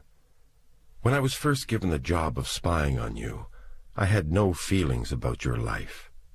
Because I did have a husband, Robert. You killed him. But now it's different. I know now that you were just as much forced into your situation as we were forced into ours. We are infected, but you already know that. What you don't understand yet is that we're going to stay alive. We found a way to do that, and we're going to set up a society again. Slowly but surely. We're going to do away with all those wretched creatures whom death has cheated. And even though I pray otherwise, we may decide to kill you, and those like you." "Those like me?" he thought with a start. But he kept reading. "I'll try to save you. I'll tell them you're too well armed for us to attack now. Use the time I'm giving you, Robert. Get away from your house, go into the mountains and save yourself. There are only a handful of us now, but sooner or later we'll be too well organized, and nothing I say will stop the rest from destroying you. For God's sake, Robert, go now while you can. I know you may not believe this. You may not believe that we can live in the sun for short periods now. You may not believe that my tan was only makeup. You may not believe that we can live with the germ now. That's why I'm leaving one of my pills. I took them all the time I was here. I kept them in a belt around my waist. You'll discover that they're a combination of defibrinated blood and a drug. I don't know myself just what it is. The blood feeds the germs. The drug prevents its multiplication. It was the discovery of this pill that saved us from dying. that is helping to set up society again. Slowly. Believe me, it's true. And escape. Forgive me for having to lie to you about so many things, but please believe this. When we were together in the darkness, close to each other, I wasn't spying on you. I was loving you. Ruth. He read the letter again. He couldn't believe it. He shook his head slowly and tried to understand, but adjustment eluded him. He felt as if all the security of reason were ebbing away from him. The framework of his life was collapsing, and it frightened him. Yet how did he refute the evidence? The pill, the tan coming off her leg, her walking in the sun, her reaction to garlic. Slowly, ploddingly, his mind went over the evidence. When he'd first seen her, she'd run from him. Had it been a ruse? No, she'd been genuinely frightened. She must have been startled by his cry and forgotten all about her job. Then later, when she'd calmed down, she talked him into thinking her reaction to garlic was the reaction of a sick stomach. And she had lied, and smiled, and feigned hopeless acceptance, and carefully got all the information she'd been sent after. And when she'd wanted to leave, she couldn't because of Cortman and the others. He had awakened then. They had embraced. They had... His white-knuckled fist jolted down on the bench. I was loving you. Lie. Lie. His fingers crumpled up the letter and flung it away bitterly. Rage made the pain in his head flare hotly, and he pressed both hands against it and closed his eyes with a groan. The rest of her letter wasn't a lie. He knew that. Without the pill, without any evidence of word or memory, he knew. He knew what even Ruth and her people didn't seem to know. He looked into the eyepiece for a long time. Yes, he knew, and the admission of what he saw changed his entire world. How stupid and ineffective he felt, especially after reading the phrase 1,000 times. But then, he never really appreciated it. Such a short phrase it was, but meaning so much. Bacteria can mutate.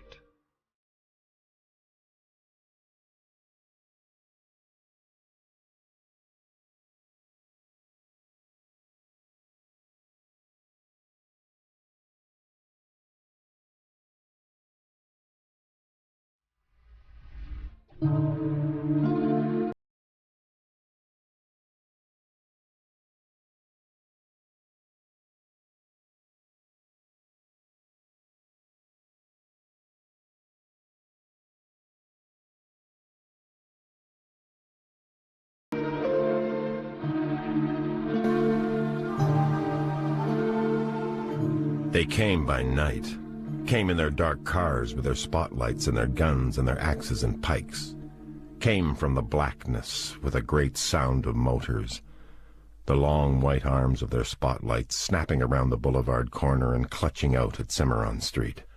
Robert Neville was sitting at the peephole when they came.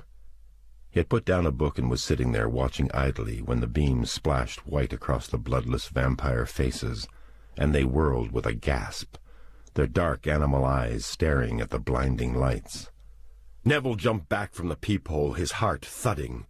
For a moment he stood there, trembling, unable to decide what to do.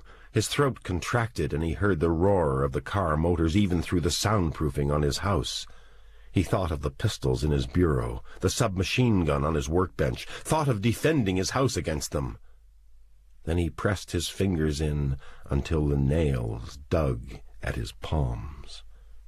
No, he'd made his decision. He worked it out carefully through the past months. He would not fight. With a heavy sinking sensation in the pit of his stomach, he stepped back to the peephole and looked out. The street was a scene of rushing, violent action, illuminated by the bald glare of the spotlights. Men rushed at men. The sound of running boots covered the pavement. Then a shot rang out, echoing hollowly. More shots. 2 male vampires went thrashing down onto their sides. 4 men grabbed them by the arms and jerked them up, while the other 2 men drove the glittering lance points of their pikes into the vampires' chests. Neville's face twitched as screams filled the night. The dark-suited men knew exactly what they were doing. There were about 7 vampires visible, 6 men and a woman. The men surrounded the 7, held their flailing arms, and drove razor-tipped pikes into their bodies. Blood spouted out on the dark pavement, and the vampires perished one by one. Neville felt himself shivering more and more. Is this the new society? The words flashed across his mind. He tried to believe that the men were forced into what they were doing, but shock brought terrible doubt. Did they have to do it like this, with such a black and brutal slaughtering? Why did they slay with alarm by night, when by day the vampires could be dispatched in peace? Robert Neville felt tight fists shaking at his sides. He didn't like the look of them. He didn't like the methodical butchery. They were more like gangsters than men forced into a situation.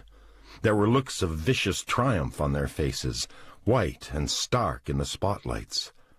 Suddenly Neville felt himself shudder violently, remembering. Where was Ben Cortman? His eyes fled over the street, but he couldn't see Cortman. He pressed against the peephole and looked up and down the street. He didn't want them to get Cortman, he realized. Didn't want them to destroy Cortman like that. With a sense of inward shock he could not analyze in the rush of the moment, he realized that he felt more deeply toward the vampires than he did toward their executioners.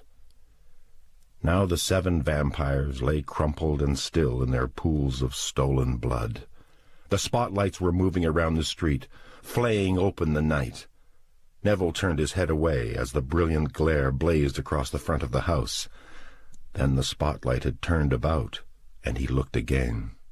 A shout! Neville's eyes jumped toward the focus of the spotlights. He stiffened. Cortman was on the roof of the house across the street. He was pulling himself up toward the chimney, body flattened on the shingles. Abruptly it came to Neville that it was in that chimney that Ben Cortman had hidden most of the time, and he felt a wrench of despair at the knowledge. His lips pressed together tightly. Why hadn't he looked more carefully? He felt sick apprehension at the thought of Cortman being killed by these brutal strangers. Objectively, it was pointless, but he could not repress the feeling. Cortman was not theirs to put to rest. But there was nothing he could do. With bleak, tortured eyes, he watched the spotlights cluster on Cortman's wriggling body. He watched the white hands reaching out slowly for handholds on the roof. Slowly, slowly, as if Cortman had all the time in the world. "Hurry up!" The men did not shout. They did not command. They raised their rifles now, and the night was torn open again with the exploding fire. Neville almost felt the bullets in his own flesh. His body jerked with convulsive shudders as he watched Cortman's body jerk under the impact of the bullets.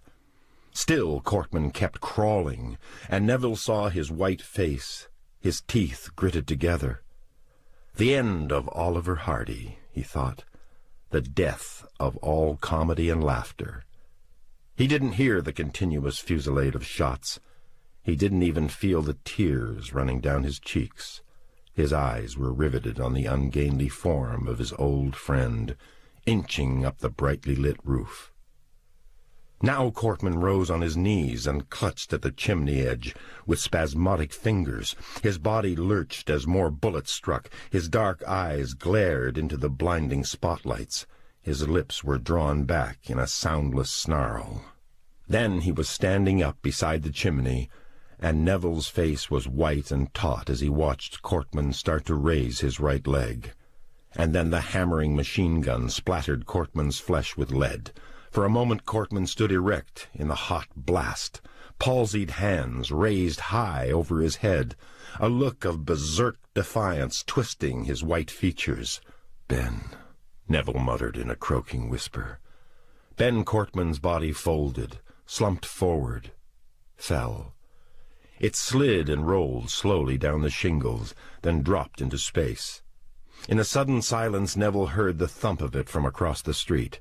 Sick-eyed, he watched the men rush at the writhing body with their pikes. Then Neville closed his eyes, and his nails dug furrows in the flesh of his palms. A clumping of boots. Neville jerked back into the darkness. He stood in the middle of the room, waiting for them to call to him and tell him to come out. He would not fight. He'd throw himself upon the justice of their new society. When they called to him, he would go out and surrender. It was his decision. But they didn't call. Neville lurched back with a gasp as the axe blade bit deeply into the front door. He stood trembling in the dark living room. What were they doing? Why didn't they call on him to surrender? He wasn't a vampire. He was a man, like them. With a grunt of shocked surprise, he jumped into the hall as the enclosed house rang with the gun's explosion. The men were shooting away the lock on the front door. Another reverberating shot made his ears ring. And suddenly he knew. They weren't going to take him to their courts, to their justice. They were going to exterminate him. With a frightened murmur, he ran into the bedroom. His hands fumbled in the bureau drawer. He straightened up on trembling legs, the guns in his hands. But what if they were going to take him prisoner? He'd only judged by the fact that they hadn't called on him to come out. There were no lights in the house. Maybe they thought he'd already gone. He stood shivering in the darkness of the bedroom, not knowing what to do, mutters of terror filling his throat. Why hadn't he left? Why hadn't he listened to Ruth and left? Fool! One of his guns fell from nerveless fingers as the front door was crushed in. Heavy feet thudded into the living room, and Robert Neville shuffled back across the floor, his remaining pistol held out with rigid, blood-drained fingers. They weren't going to kill him without a fight. Neville caught his breath. He felt the room spinning around him. So this is the end. It was the only thing he could think. So this is the end. Heavy shoes thumped in the hall. Neville's fingers tightened still more on the pistol, and his eyes stared with wild fright at the doorway. Two men came in. Their white beams played around the room, struck his face. The two men recoiled abruptly. "He's got a gun!" one of them cried, and fired his pistol. Neville heard the bullet smash into the wall over his head. Then the pistol was jolting in his hand, splashing his face with bursts of light. He didn't fire at any one of them. He just kept pulling the trigger automatically. One of the men cried out in pain. Then Neville felt a violent blow across his chest. He staggered back, and jagged, burning pain exploded in his body. He fired once more, then crashed to his knees, the pistol slipping from his fingers. "You got him!" he heard someone cry as he fell. He tried to reach out for the pistol, but the dark boot stamped down on his hand and broke it. Neville drew in his hand with a rattling gasp and stared through pain-glazed eyes at the floor. Rough hands slid under his armpits and pulled him up. He kept wondering when they would shoot him again. "Verge," he thought. "Verge, I'm coming with you now." The pain in his chest was like molten lead poured over him from a great height. He felt and heard his boot tips scraping over the floor, and waited for death. "I want to die in my own house," he thought. He struggled feebly, but they didn't stop. Hot pain raked saw-tooth nails through his chest as they dragged him through the front room. "No," he groaned, "no." Then pain surged up from his chest and drove a barbed club into his brain. Everything began spinning away into blackness. "Verge," he muttered in a hoarse whisper, and the dark men dragged his lifeless body from the house, into the night, into the world that was theirs and no longer his.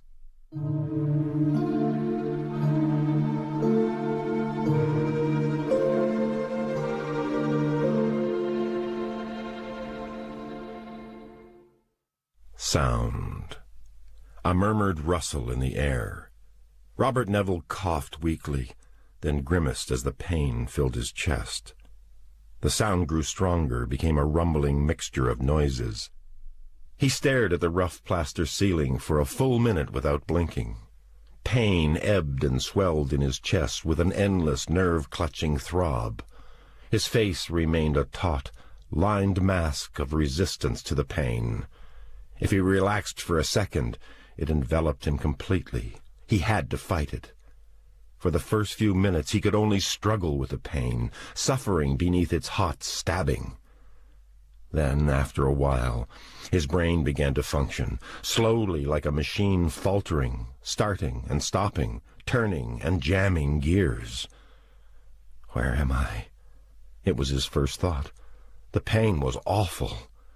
He looked down at his chest and saw that it was bound with a wide bandage, a great moist spot of red rising and falling jerkily in the middle of it. I'm hurt, he thought. I'm hurt badly. His mouth and throat felt powdery. Then he remembered the dark men and the attack on his house, and he knew where he was even before he turned his head and saw the barred windows across the tiny cubicle. He looked at the windows for a long time, face tight, teeth clenched together. The sound was outside, the rushing, confused sound. He let his head roll back on the pillow and lay staring at the ceiling. It was hard to understand the moment on its own terms, hard to believe it wasn't all a nightmare. Over 3 years alone in his house.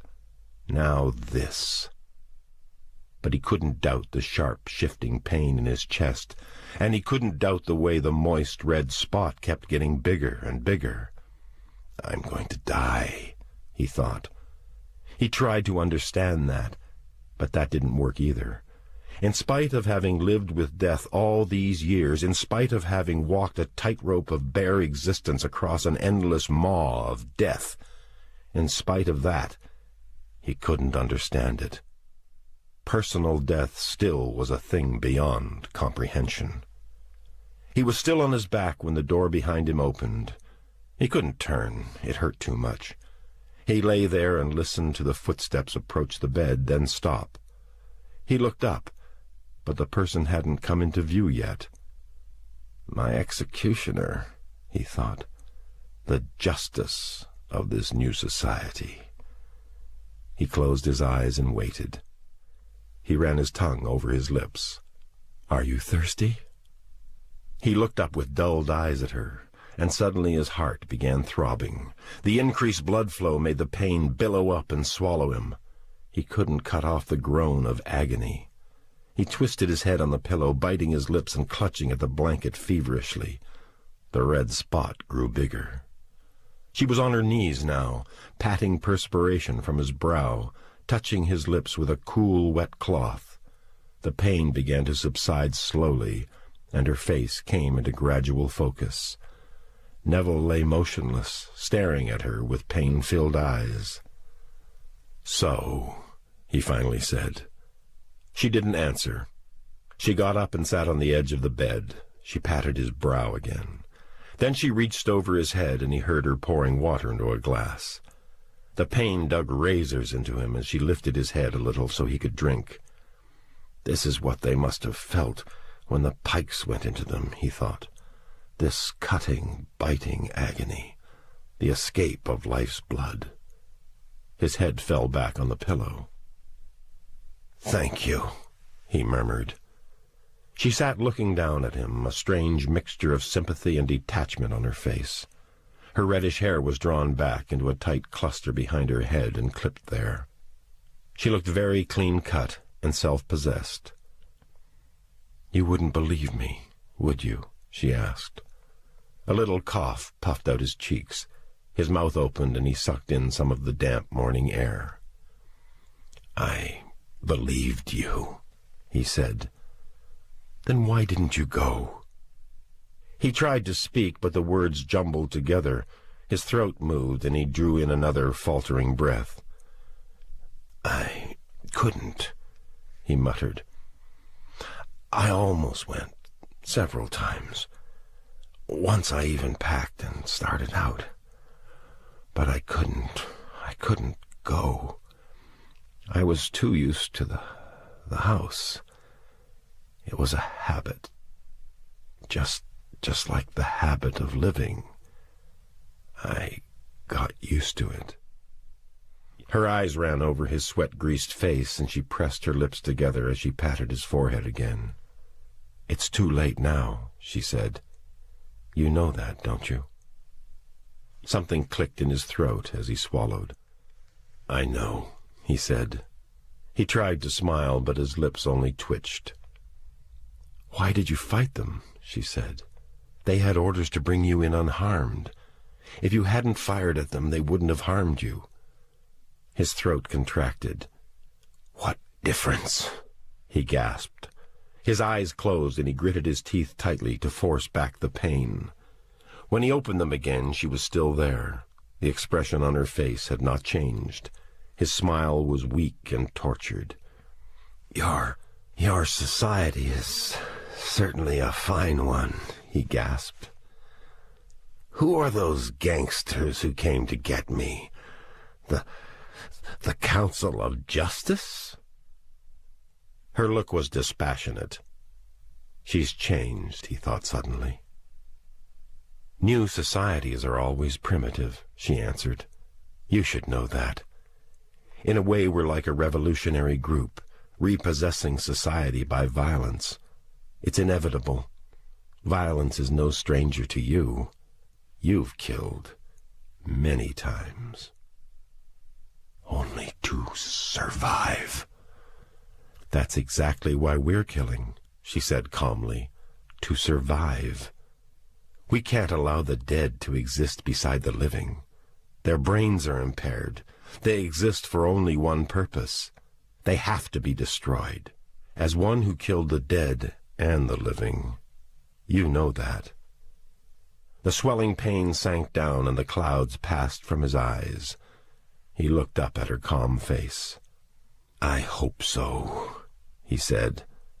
"But did you see their faces when they killed?" His throat moved convulsively. "Joy," he mumbled. "Pure joy." Her smile was thin and withdrawn. She has changed, he thought. Entirely. "Did you ever see your face," she asked, "when you killed?" She patted his brow with a cloth. "I saw it, remember? It was frightening. And you weren't even killing then. You were just chasing me." He closed his eyes. "Why am I listening to her?" he thought. "She's become a brainless convert to this new violence." "Maybe you did see joy on their faces," she said. "It's not surprising. They're young, and they are killers.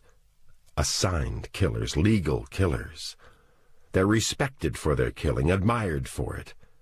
What can you expect from them? They're only fallible men, and men can learn to enjoy killing. That's an old story, Neville. You know that." He looked up at her.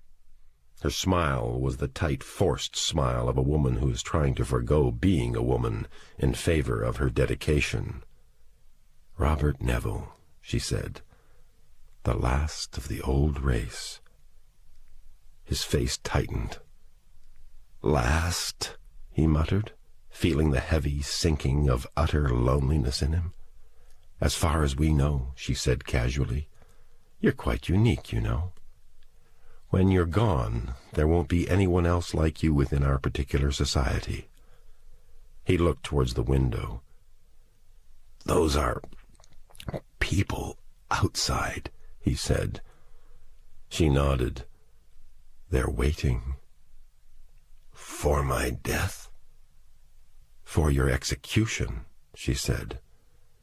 He felt himself tighten as he looked up at her. "You'd better hurry," he said, without fear, with a sudden defiance in his hoarse voice. They looked at each other for a long moment, then something seemed to give in her. Her face grew blank. "I knew it," she said softly. "I knew you wouldn't be afraid." Impulsively, she put her hand over his. "When I first heard they were ordered to your house, I was going to go there and warn you. But then I knew that if you were still there, nothing would make you go. Then I was going to try to help you escape after they brought you in. But they told me you'd been shot, and I knew that escape was impossible, too. A smile flitted over his lips. I'm glad you're not afraid, she said. You're very brave. Her voice grew soft. Robert. They were silent, and he felt her hand tighten on his. How is it you can come in here? He asked then. I'm a ranking officer in the new society, she said. His hand stirred under hers. Don't let it get... He coughed up blood. Don't let it get too brutal. Too heartless. What can I... She started, then stopped. She smiled at him. I'll try, she said. He couldn't go on. The pain was getting worse. It twisted and turned like a clutching animal in his body. Ruth leaned over him. Robert, she said, listen to me. They mean to execute you. Even though you're wounded, they have to. The people have been out there all night waiting. They're terrified of you, Robert. They hate you. And they want your life. She reached up quickly and unbuttoned her blouse. Reaching under her brassiere, she took out a tiny packet and pressed it into his right palm. It's all I can do, Robert, she whispered, to make it easier. I warned you. I told you to go. Her voice broke a little. You just can't fight so many, Robert. I know. The words were gagging sounds in his throat. For a moment she stood over his bed, a look of natural compassion on her face. It was all a pose, he thought, her coming in and being so official. She was afraid to be herself. I can understand that. Ruth bent over him, and her cool lips pressed on his. You'll be with her soon, she murmured hastily. Then she straightened up, her lips pressed together tightly. She buttoned the two top buttons of her blouse. A moment longer she looked down at him, then her eyes glanced at his right hand. Take them soon, she murmured, and turned away quickly. He heard her footsteps moving across the floor. Then the door was shutting, and he heard the sound of it being locked. He closed his eyes and felt warm tears pushing out from beneath the lids. Goodbye, Ruth. Goodbye, everything. Then suddenly he drew in a quick breath. Bracing himself, he pushed up to a sitting position. He refused to let himself collapse at the burning pain that exploded in his chest. Teeth grating together, he stood up on his feet. For a moment he almost fell, but catching his balance, he stumbled across the floor on vibrating legs he could hardly feel. He fell against the window and looked out. The street was filled with people. They milled and stirred in the gray light of morning, the sound of their talking like the buzzing of a million insects. He looked out over the people, his left hand gripping the bars with bloodless fingers, his eyes fever-lit. Then someone saw him. For a moment there was an increased babbling of voices, a few startled cries, then sudden silence, as though a heavy blanket had fallen over their heads. They all stood looking up at him with their white faces. He stared back, and suddenly he thought, I'm the abnormal one now. Normalcy was a majority concept, the standard of many and not the standard of just one man. Abruptly that realization joined with what he saw on their faces. Awe, fear, shrinking horror, and he knew that they were afraid of him. To them he was some terrible scourge they had never seen, a scourge even worse than the disease they had come to live with. He was an invisible spectre who had left for evidence of his existence the bloodless bodies of their loved ones. And he understood what they felt and did not hate them. His right hand tightened on the tiny envelope of pills. so long as the end did not come with violence, so long as it did not have to be a butchery before their eyes. Robert Neville looked out over the new people of the earth. He knew he did not belong to them. He knew that, like the vampires, he was anathema, and black terror to be destroyed. And abruptly the concept came, amusing to him even in his pain. A coughing chuckle filled his throat. He turned and leaned against the wall while he swallowed the pills. Full circle. A new terror born in death. A new superstition entering the unassailable fortress of forever. I am legend. Thank you for the listening. If you want to support us, please subscribe to our channel of relaxing music. Link in the description below this video.